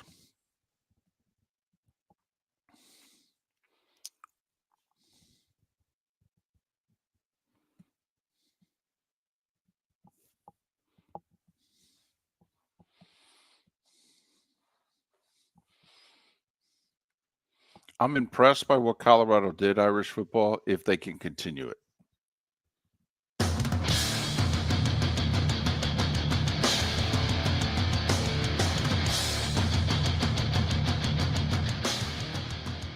You're listening to Miller and Moulton, coming at you from the Floormeister Studios. Floormeisters, keeping it real. And now, here's Mark Miller and David Moulton. Coming at you from the Floormeister Studio, it's the Diamond District bonus hour. Another guest joining us on the American Paint Supplies hotline. See the cha-ching, cha-ching, not $8, $9, $10, $12 we are making on this show today. Very, very profitable. Chris Perkins, kind enough to join us. He covers the Dolphins for the Sun Sentinel, sun-sentinel.com. You can follow him on X at Chris Perk, P-E-R-K. You know, you thought you were going to have a fun year. You know, you were going to be covering a good, exciting team. It was going to be easy coming to work, going into the locker room, getting quotes. This year's going to suck, isn't it? Hey, look, you know, all we've had is Tyreek getting detained by the police, Tua getting concussed, a problem at backup quarterback, the offense has collapsed, people are pissed off at Mike McDaniel. It's been great so far. Come on, it's been great. All right, who's more at fault, Chris, McDaniel or Greer for the roster construction? When you look at where they're at right now and with what's going on, who do you put the blame on, or is it equal on both of them? It's Mike McDaniel. I've said that Mike McDaniel makes the grocery list and Chris Greer does the shopping, right? Chris Greer is like Instacart for Mike McDaniel. It's Mike McDaniel's philosophy. This is his roster. This is his vision. You know, Chris Greer really does not have a vision. You know, he does what the head coach wants him to do. But this is what Mike McDaniel wants. He wants this speedy team, this team that's going to outrun everybody and outpass everybody. But this is still a violent, aggressive sport. You've got to be able to run the ball. You've got to have some muscle.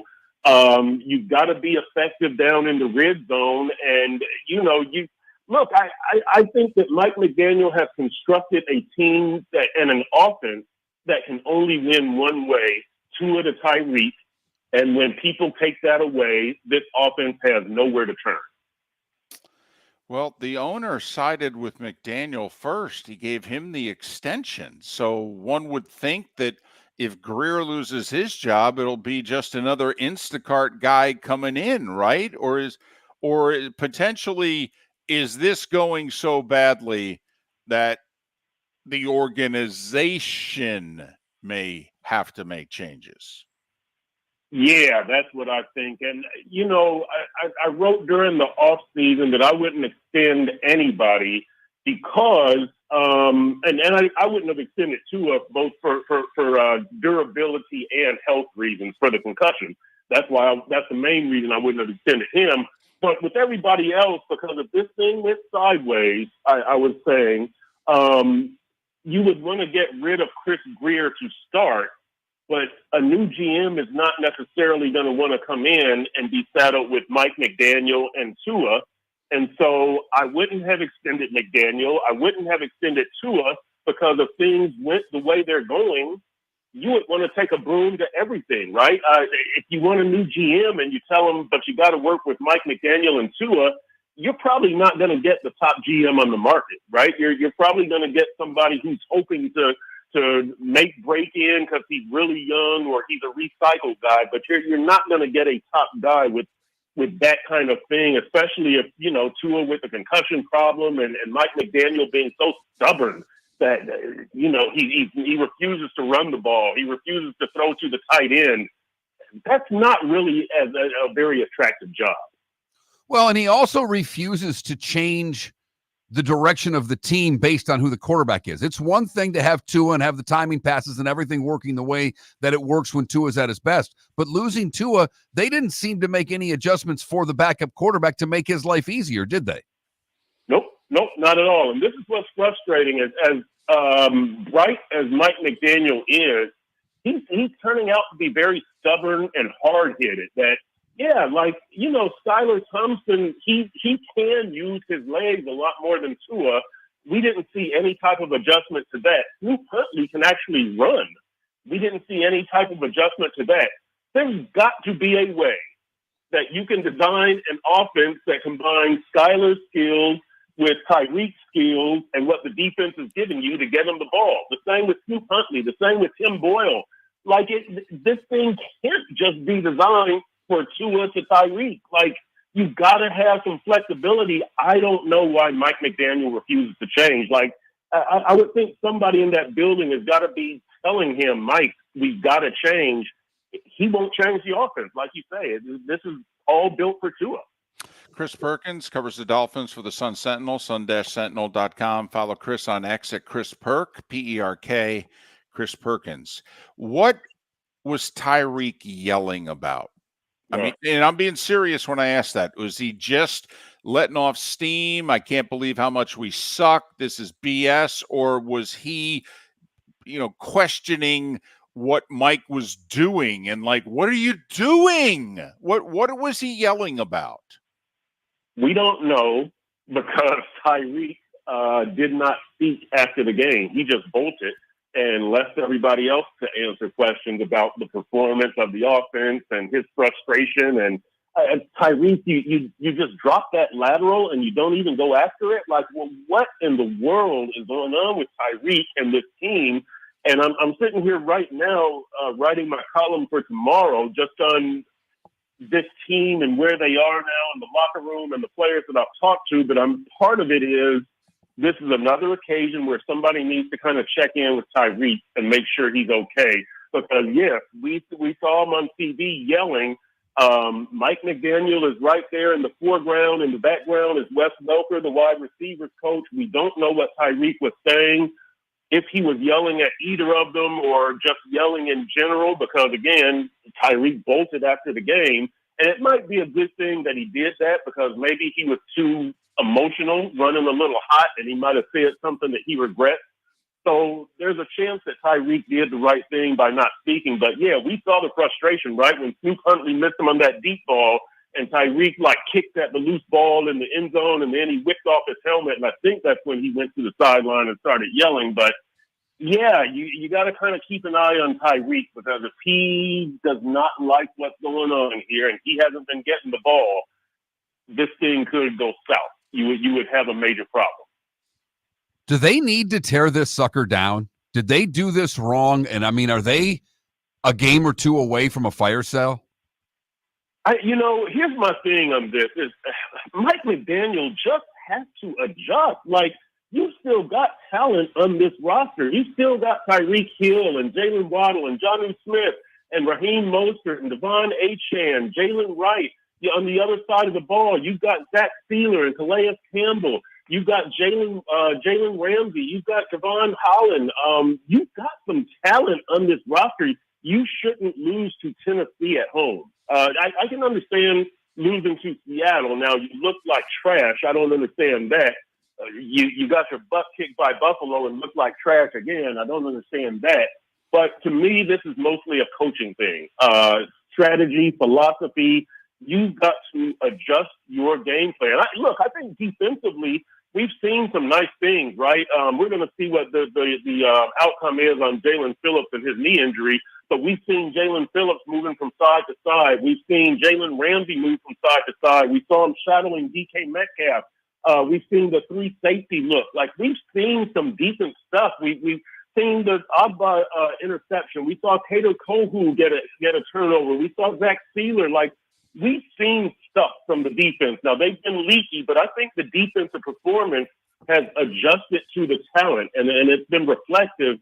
Mike McDaniel has to catch up to Anthony Weaver. The head coach has to catch up to the defensive coordinator and take a page out of his book and adjust his game plan to his talent. Well, Chris, haven't the Dolphins this year become the Jets of last year? The Jets defense was very good. It was just on the field too long, and eventually it would break.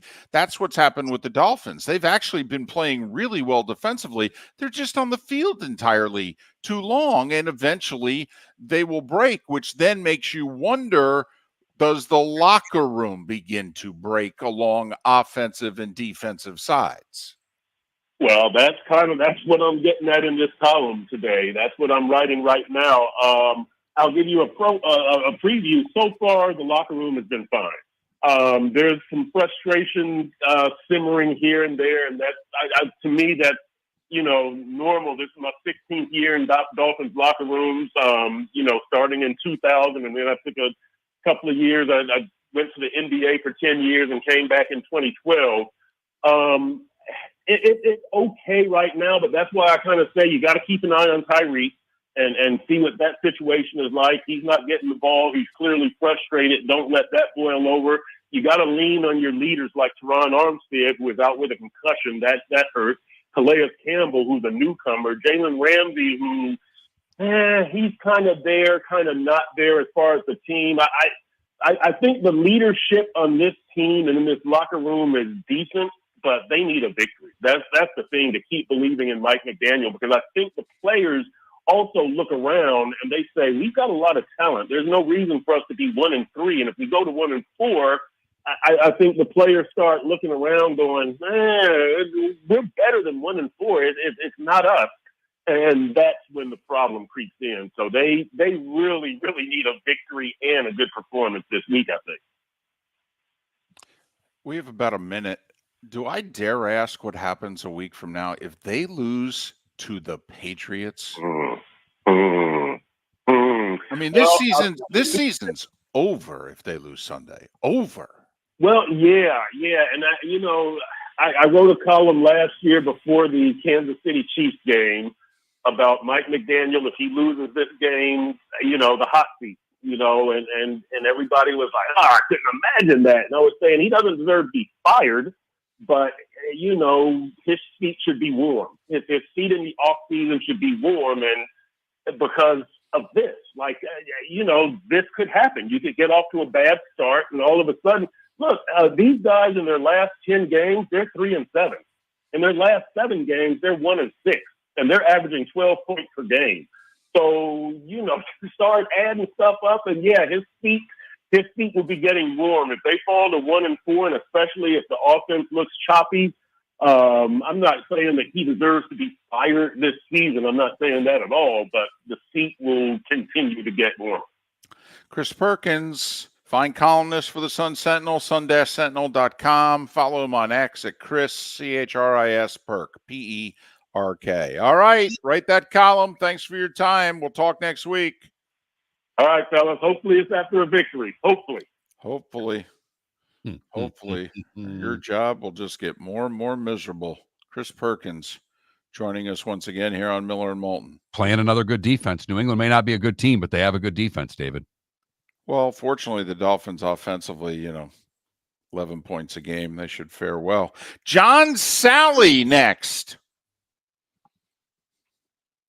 The world-famous cigar bar started as a neighborhood place in downtown Fort Myers, and now it's a brand, a destination, with 4 locations. The original place, Henry Street, Fort Myers, Gulf Coast Town Center, on Southeast 47th Terrace off the Cape Coral Parkway, and the Lounge on West 1st Street in Fort Myers. A place to go, whether you just need a relaxing drink and a smoke after a tough day at work, or a place to go celebrate. From relaxation to celebration, the world-famous cigar bar. American Paint Supplies, for nearly 30 years, is your one-stop shop for all your coating needs. If you are a designer, a contractor, a professional painter, or a weekend warrior, American Paint Supplies is the place where experts go to get expert solutions. At 6100 Shirley Street in Naples off of Pine Ridge, American Paint Supplies delivers the best solutions with the best products with the best support. Meet Gene and his team today at American Paint Supplies. Call 239-566-2700. That's 566-2700 or online at AmericanPaintSupplies.net. Gentlemen, as your wife mentioned getting new flooring, but you don't want to go through the hassle, well, go see the Floor Meisters in Naples next to Costco. They understand your time and money are important, so they'll make it as painless as possible. With a huge in-stock selection of carpet and Cortec, they can get you the floor your wife's been asking for. They carry wood, vinyl, carpet, and tile. If you do it yourself, no problem. They can handle that as well. So go see TJ at the Floor Meisters and tell them, just keeping it real. At Physical Therapy and Balance Centers, our goal is to help you love your life. When your life is sidelined by an injury, dizziness, surgery, or condition keeping you from doing what you love, We're here to help you heal and feel your best. Our therapist evaluation will determine the root cause of your health challenges, resulting in a unique treatment plan customized just for you. Visit www.physical.com to find your nearest location and see how we can help you love your life. This is Miller and Moulton.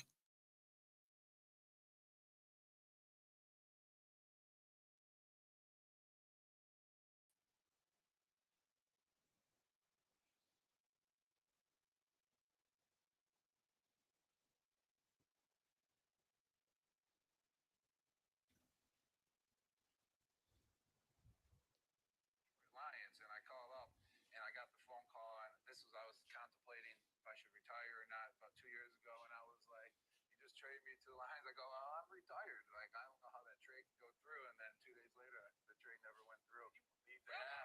They're gonna trade you? Yeah, I got traded. I told that story before last year. Yeah, and I was like, oh no, I'm retired. How can you trade me? And I stayed on the Patriots.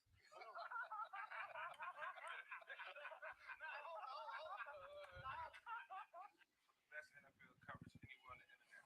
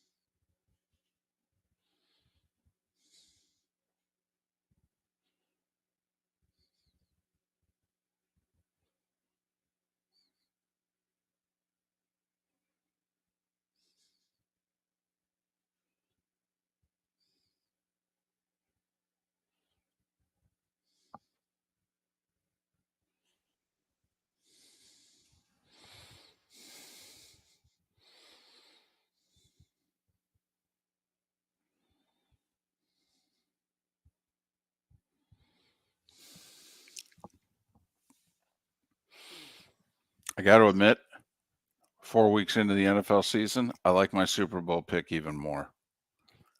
Ravens, Lions. I really do.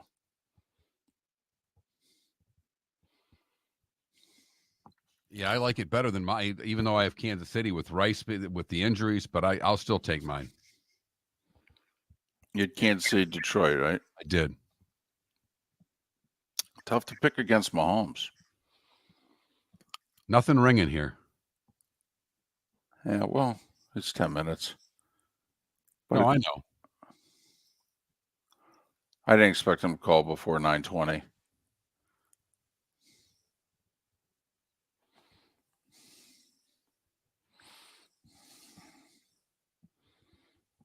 I expected him to call at 9:20. That's all. Right. Yep. I'm with you.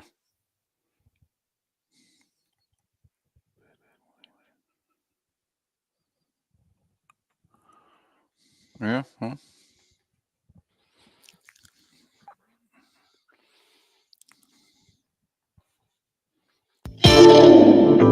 Welcome to the bonus hour, brought to you by Jason and Todd at the Diamond District. And now, here's Mark Miller and David Moulton. 21 minutes past the hour. Miller and Moulton, millerandmoulton.com, Miller_Moulton on X. Got a busy show. I mean, American Paint Supply's gotten a lot of love as sponsor of the hotline today. I mean, we had David Bearman, Seth Everett, Bud Elliott, Chris Perkins. Listen, So now go get all your paint there. Tell them Miller and Moulton sent you. yeah, your one-stop shop for all your coating needs. Come on. In all seriousness, so the Gators are a home dog to UCF and the Dolphins are an underdog against the Patriots. Is that really where we're at in football? It's exactly where we're at. Holy Toledo. Mackerel. I can't say what I really want to say. My goodness. Not only that, the Gators are an underdog at home to UCF, who just got blown out by Colorado. That's I got that right. Don't forget that Florida State's a 2-touchdown underdog to Clemson. Well, I mean, they are 1-4, and I know, but right. It just fortunately, South Florida's off this week because it didn't go well last week. Bucks are a slight dog on the road against Atlanta. Okay, that's Thursday, right? That's tomorrow. And the Jags are a home favorite against the Colts. Which is something because they always lose to the Colts at home, don't they? I thought that was the trend. Right. Isn't it like 7 in a row, 8 out of 9, something like that? They just can't beat the Colts in Jacksonville. I think Coughlin's getting honored. It's supposed to be a big thing. And they're wearing jerseys they haven't worn in almost 20 years. And I don't know. If Richardson were playing, I'd like their Yeah, don't laugh. I'm totally with you. If Richardson was playing, I'd like their chances a lot better than Flacco. Is Steichen going to get in trouble for that? Richardson runs himself into an injury again. Does he not think they hit hard on Sundays? Slide. Yeah. And he had plenty of time to slide too. He had gained 10, 15 yards. Field was wide open. Slide. They can't even touch you. Second year in a row. Week 4, he did it last year. So anyway, hurts his hip, comes limping off the field, goes back on the field a few plays later. They ran him. What? Well, the irony of that, you said it earlier in the week, literally, the color commentator says, well, there's no way they're going to run an RPO here with him coming back from just getting banged up. And what play did they run? And literally, as he was done talking, they snapped it to him so he could run an RPO. Mm-hmm. Yeah. But I'm seriously, I mean, blame Richardson for not sliding, but come on, coach. You can't run that play. Your quarterback's banged up. And we've already seen he doesn't show good judgment. So it's not like if he runs around the end and there's a guy there about to tackle him, he's going to slide. The only reason he went down, he got tripped up. He's not going to run that way. That was on like the 5-yard line. He's not going to try to slide there. He's running for the end zone. By the way, interesting report yesterday. ESPN, through their sources, they reported that the Jags are a mess, that the locker rooms quit on Peterson. I got to admit, they didn't play like a team who would quit on their coach. Now, the week before wasn't good, but they balled Sunday. They just didn't finish. 3rd and goal inside the 2, pass play. I don't know about that. But, 4th and goal, gets stuffed. Defense had 5 straight stops in the second half. Offense got the ball back with under 4 minutes to go. 2 first downs away from a W. It's the strength of your team, right? It's where you spend all the money. You got to get those 2 first downs. Got to at least get a first down, make them start burning their timeouts. Took 53 seconds off the clock. Punted.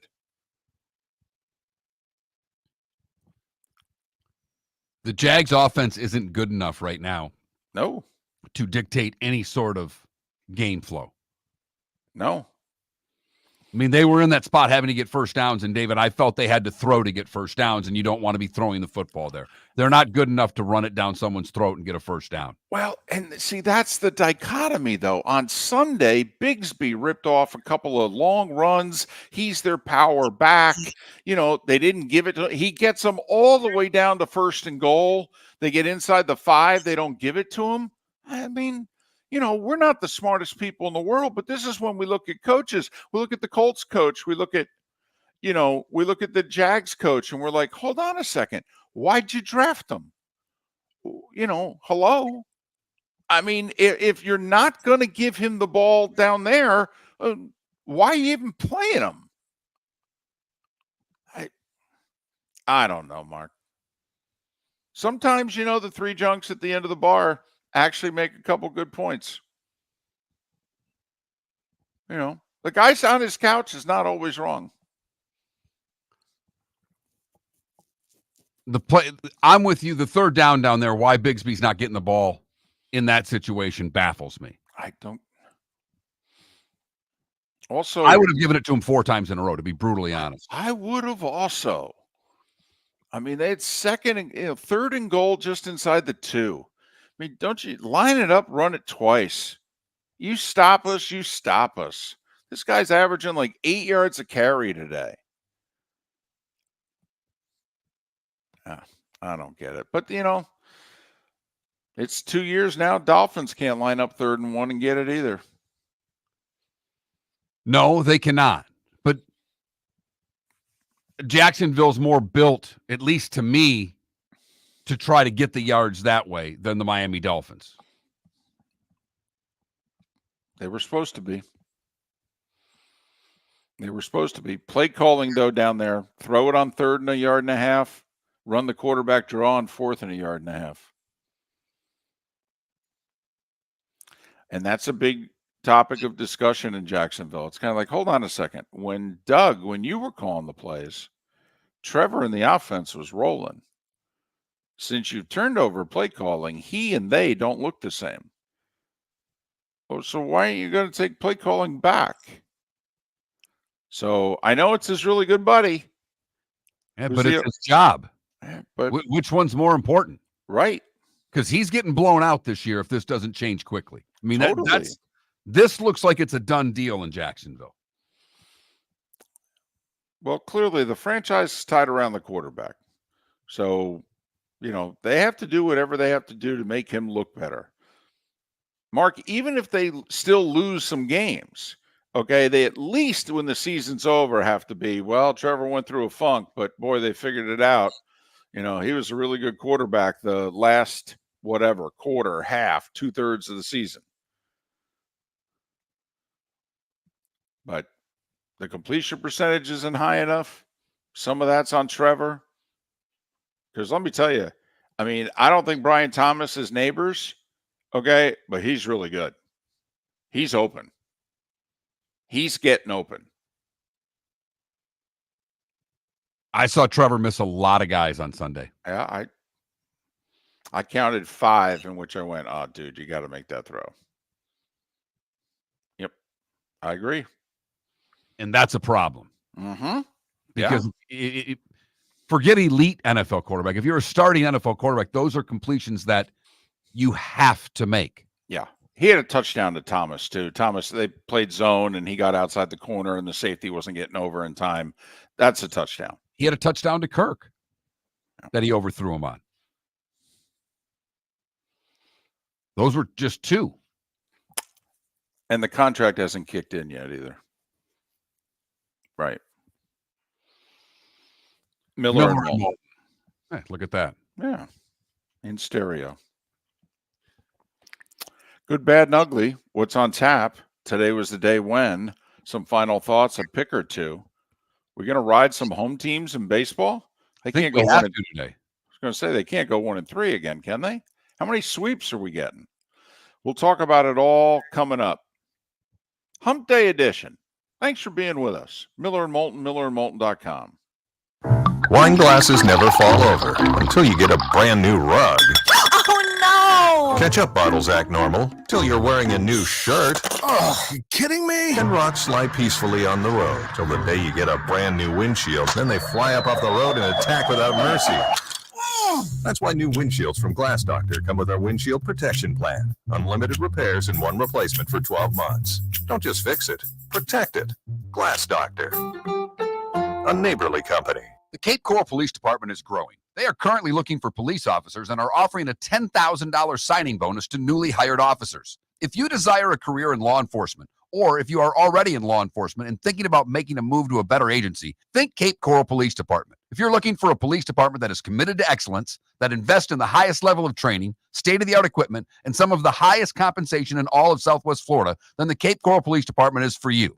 Visit capecops.com. That's capecops.com. Visit Jason and Todd at the Diamond District. When you enter the Diamond District, you will quickly discover what makes Jason and Todd so unique to Southwest Florida. Within the walls of the Diamond District, you'll find many of America's top jewelry designers who have chosen the Diamond District as their authorized representative in Southwest Florida. Takori, Fana, A. Jaffe, Veragio, Christopher Designs, Shy Creations, Henri Dossi, all names synonymous with excellence, and all proudly showcased at the Diamond District. Mark Miller for Molly Maid.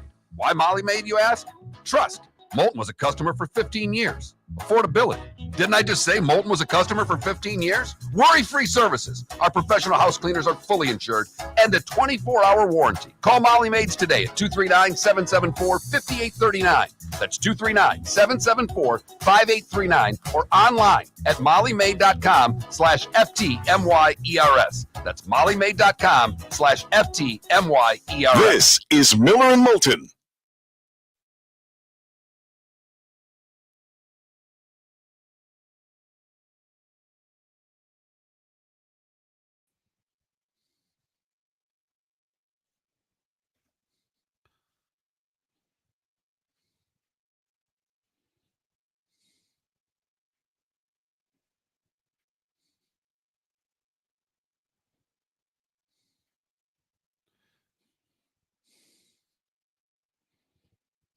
Adam, is that Jags Colts thing just in Jacksonville, or do they get him in both places?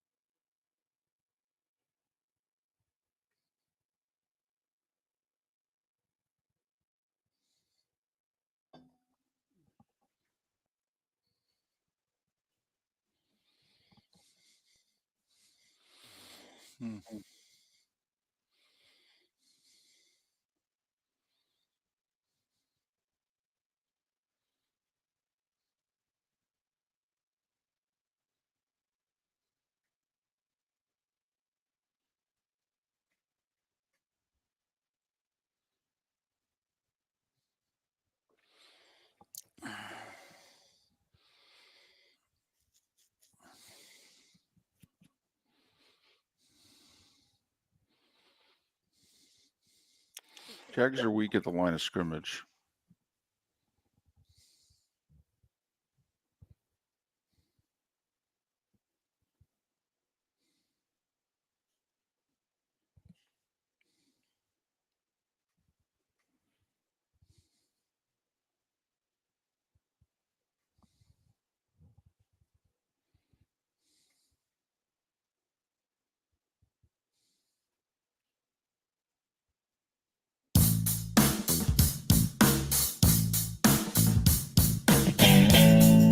Welcome back to Miller and Moulton. Text the guys what's in your mind at 21,000. That's 21000. And now, here's David Moulton. 22 minutes till the top of the hour, 16 until we're done talking. The Diamond District bonus hour, the 239 and the 904. Thanks so much for being with us. Tomorrow, well, I mean, another star-studded show, at least as far as our stars go. You know, Dr. Roto answer all your fantasy questions. JP Shadrick talking about the Jags. Roy Cummings talking about the Bucs. You know, we'll recap the baseball playoffs, preview Thursday Night Football, and it should be a good time. You know, you mentioned taking all the, riding the home team today. In order to do that, we'd have to bet against our team. That makes it difficult for me to ride a bunch of home teams today. Oh, I know. I have to admit, I don't think our teams win today, though. Your Mets have the best odds to win. I know. Their pitcher, however, does not have good playoff numbers. He's made 3 appearances in 3 different postseasons. He's gotten shelled every time. And he's aware of it. Because, A, it's not like the New York media didn't bring it up when they were asking him about it. And he said, well, I'm just going to try to treat it as another start. You know, it's my 33rd start of the year. Really? So he's well aware that he has sucked in October. The way they're hitting the ball right now and the timely hitting, they could win another 10-8 game, though. That's just what this Mets team seems to be doing. They could. When they score runs, they score them in bunches. They also, up until 48 hours ago, Mark, I could rattle off 4 guys who 3 of them all had big hits yesterday who hadn't had a hit in 3 weeks worth of damn. Nimmo hit the 2-run shot in the 8th against the Braves, went like 0 for 31 down the stretch. Alonso hasn't had a big hit seemingly, since Labor Day. Winker, who had the 2-run triple, went 0 for 20-something and had to be benched and only played because he had good numbers against that pitcher. J.D. Martinez, who had the big hit coming off the bench yesterday, literally went 0 for 30-something, and he only broke it on Sunday. It's funny for Mets fans to see the 2 offensive explosions here in the last 2 days, because literally the final week of the season, they couldn't hit the ball on a tee.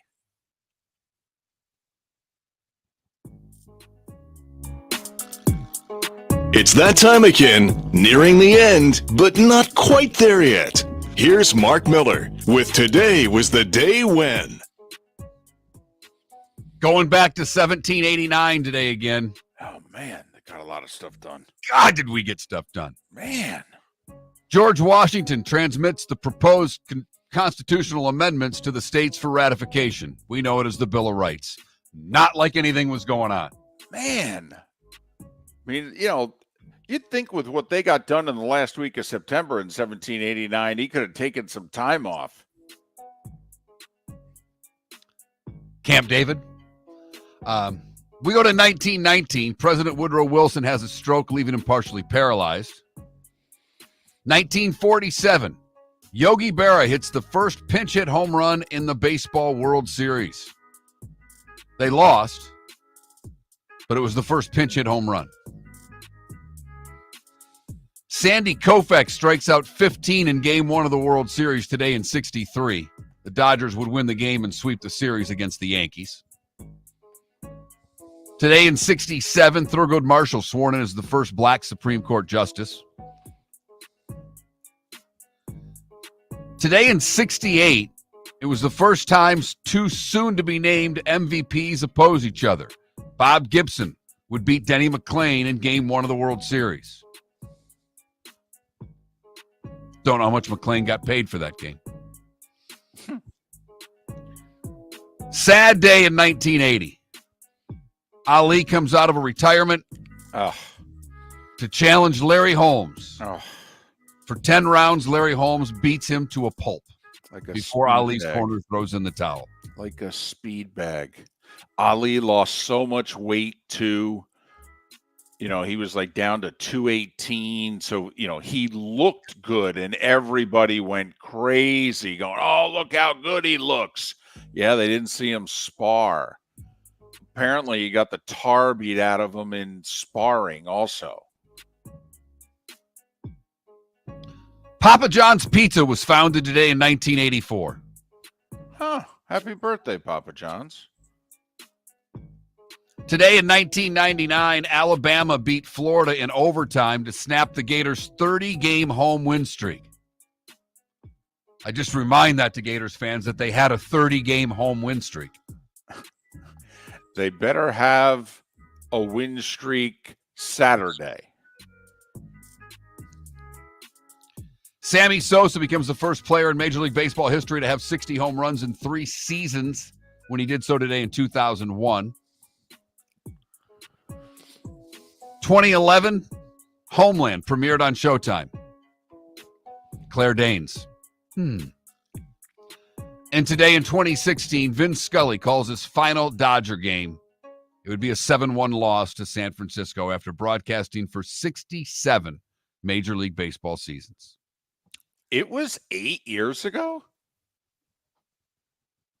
Wow. I didn't realize Joe Davis had been the voice of the Dodgers for 8 years already. Huh. Gandhi, Groucho Marx, and Steve Sable would have all celebrated birthdays today. Annie Leibovitz, the great photographer from Rolling Stone, you may not know her, but you've seen her work. She's 75. Sting is 73. Tiffany is 53. Phil Kessel and Ricky Stenhouse Jr. are each 37. What did I miss, David? 2 things of note, if I do say so myself. So there was a college football game today in 1965. LSU in Florida. It was hot. It was in the swamp. 102 degrees. Muggy. And the Gators tested out this this sport drink during the game. They'd been working on it on campus in the labs. Okay, they nicknamed it Gatorade. Never heard of it. Whatever happened to that? Anything? Gatorade? And Rock Hudson died today in 1985. And shortly before he died, he let everybody know he had AIDS, which put a face to it. And if you were around 40 years ago, that was a big deal. So Rock Hudson died today in 85 at the age of 59. You know, in a pinch, a Gatorade Zero and vodka is not a bad drink. Now, obviously, I had to switch to Gatorade Zero because I have to eliminate sugar. I like Gatorade Zero. In fact, I have a purple one next to me right now. Add some vodka and see how much you like it. It'd be fantastic. Well, that's what I was asking you because you know I don't drink. Okay, well, it'd be a good time, good morning to start. My point is, do you taste the difference between the Gatorade Zero and the Gatorade? Well, I haven't had a Gatorade in probably 20 years. I've had a Gatorade Zero more often because I don't do the sugar all that often. So Gotcha. do I notice a difference between the two? Probably I would. One would seem very sweet to me, but with the vodka, it does it justice. I'm just curious to those who are text line, Twitch chat room. Do you notice the difference? Just curious. Time to see life a little bit differently. Here's Mark Miller with the good, the bad, and the ugly. What do you got, Mark? We go to D.C. for the good. Wow. Where Philip, a 57-year-old, bought 2 tickets for the August 12th Lucky for Life lottery drawing. He said he always gets 2 tickets. I always pick my own numbers. That's my winning strategy. Saw the first ticket was a winner, but I couldn't find the other ticket. He lost the other ticket. Fortunately, a month later, he found it and let out a big sigh of relief because his tickets matched all 5 numbers in the drawing, earning him a prize of $25,000 a year for life for a one-time payment of $500,000. All right. For the bad, we go to Washington State where a trooper pulled over a driver in the HOV lane when their supposed passenger turned out to be a seat back dressed in a plaid shirt. I'd go with the mannequin. If I was trying to foil the police and driving in the HOV lane, I'd go the whole distance. Totally. You can't just dress up the chair. You got to have a head on that sucker. Yeah. Finally, the ugly.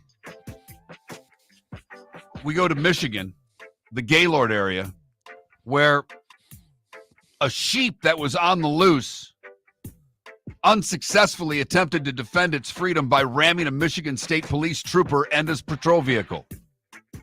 The police officer was sent in to get the sheep. Michigan State Police shared the dash cam video set to the song I Fought the Law, showing the sheep struggle against the trooper, which include headbutting both the trooper and its patrol vehicle.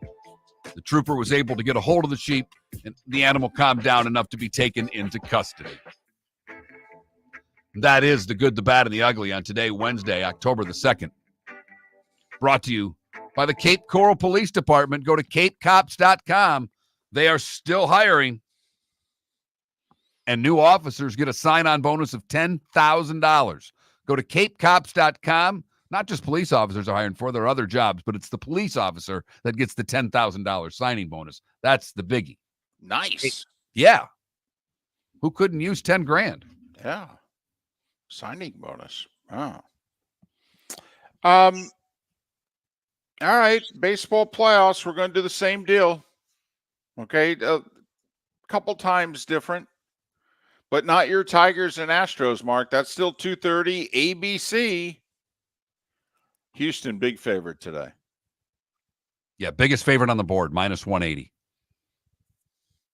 So, got to admit, the Tigers pitching situation, I know you don't want me questioning A.J. Hinch. I get it, but golly. You know, sure enough, the guy they're putting out there today, he'll probably be great. But apparently, it'll be a bullpen game. They'll throw 5-6 arms, David, and just try to get this on. You know, they're going all grit like the Lions, David. Right. That's just the motto of the city now. Apparently, Skubal was cramping also. It's why he came out after 6 instead of pitching another inning or so, because he certainly, from a pitch count standpoint, could have gone further. But the guy who they had penciled in to start game 2 is the guy who ended up finishing game 1, right? No, that's who they were talking about starting Right. game 1. He is not starting game 1. Well, obviously, now. So that's 2:30 ABC. It's a best of 3. If the Tigers win, the Astros are eliminated. Astros haven't been eliminated before the ALCS. I mean, well, quite frankly, Obama was president the last time the Astros got eliminated in the playoffs before the ALCS. Not that that was long ago or anything. Remember him, Obama? All right, the second game, we stay in the American League, 4:30 ESPN. Royals and Orioles. Man, Baltimore needs to win a game. Just they can't get swept again, can they? Lugo's on the mound for Kansas City, though. I know. That's why I picked the Royals to win the series. I actually like the Royals in the big plus number today. If I were to bet a game, I would go Royals because I like the pitching matchup. I would also. Then Mets Brewers 2 hours later today than yesterday. 7:30 tonight. So the Mets might actually could sleep in a little bit, get some rest. I like Milwaukee. I do. They saw Manaea last week. They roughed him up. I know he's pitched really well for the Mets this year. Okay. I like Frankie Montas. I think the Brewers even it up. I think it's the Braves' best shot. They send Fried to the hill tonight to try to stay alive, but they do it against Joe Musgrove, who in 2022 anyway, when the Padres made the playoffs, Joe Musgrove was money. He was really good. San Diego guy pitching at home. I think it's the Braves' best shot to win a game in this series, though, Max Fried. Well, they're going to have to get at least 6 out of him, David. Yeah, they threw 4 pitchers yesterday. All right. And then all the pitchers in the doubleheader that they threw against the Mets. Right. They've got to get some distance out of Fried today. So I'm going with 3 home teams. I'm going to pick the Royals to sweep. I'll take the home teams in the other series. I would take all 4 home teams if I were to bet. Huh. But I can't against my Tigers. A Well, lot of baseball on in the golf cart today. You could, though, Mark. You could do that whole reverse psychology thing. Then, if you bet on Houston, you win either way. See, that's how you do it. American Paint Supplies, for nearly 30 years, is your one-stop shop for all your coating needs. If you are a designer, a contractor, a professional painter, or a weekend warrior, American Paint Supplies is the place where experts go to get expert solutions. At 6100 Shirley Street in Naples off of Pine Ridge, American Paint Supplies delivers the best solutions with the best products with the best support. Meet Gene and his team today at American Paint Supplies. Call 239-566-2700. That's 566-2700 or online at AmericanPaintSupplies.net. The Cape Coral Police Department is growing. They are currently looking for police officers and are offering a $10,000 signing bonus to newly hired officers. If you desire a career in law enforcement, or if you are already in law enforcement and thinking about making a move to a better agency, think Cape Coral Police Department. If you're looking for a police department that is committed to excellence, that invests in the highest level of training, state-of-the-art equipment, and some of the highest compensation in all of Southwest Florida, then the Cape Coral Police Department is for you. Visit CapeCops.com. That's CapeCops.com. Gentlemen, as your wife mentioned getting new flooring, but you don't want to go through the hassle, well, go see the Floormeisters in Naples next to Costco. They understand your time and money are important, so they'll make it as painless as possible. With a huge in-stock selection of carpet and Cortec, they can get you the floor your wife's been asking for. They carry wood, vinyl, carpet, and tile. If you do it yourself, no problem. They can handle that as well. So go see TJ at the Floormeisters and tell them, just keeping it real. Do you have a sleep problem but don't want to wear a CPAP mask? This is Mark Miller for Sleep Treatment Direct. The mask wasn't working for me, and I didn't think I had an alternative. I do. We all do. They have such simple alternatives with greater success than the mask. Visit SleepTreatmentDirect.com. That's SleepTreatmentDirect.com. And if you are like me and your CPAP machine isn't working for you, it's time for a change. Call 239-444-1741. That's 239-444-1741. Sleep Treatment Direct. Sleep safe and sound. At Physical Therapy and Balance Centers, our goal is to help you love your life. When your life is sidelined by an injury, dizziness, surgery, or condition keeping you from doing what you love, we're here to help you heal and feel your best. Our therapist evaluation will determine the root cause of your health challenges, resulting in a unique treatment plan customized just for you. Visit www.physical.com to find your nearest location and see how we can help you love your life. Mark Miller for Molly Maid. Why Molly Maid, you ask? Trust. Moulton was a customer for 15 years. Affordability. Didn't I just say Moulton was a customer for 15 years? Worry-free services. Our professional house cleaners are fully insured and a 24-hour warranty. Call Molly Maids today at 239-774-5839. That's 239-774-5839 or online at mollymaid.com/FTMYERS. That's mollymaid.com/FTMYERS. This is Miller and Moulton.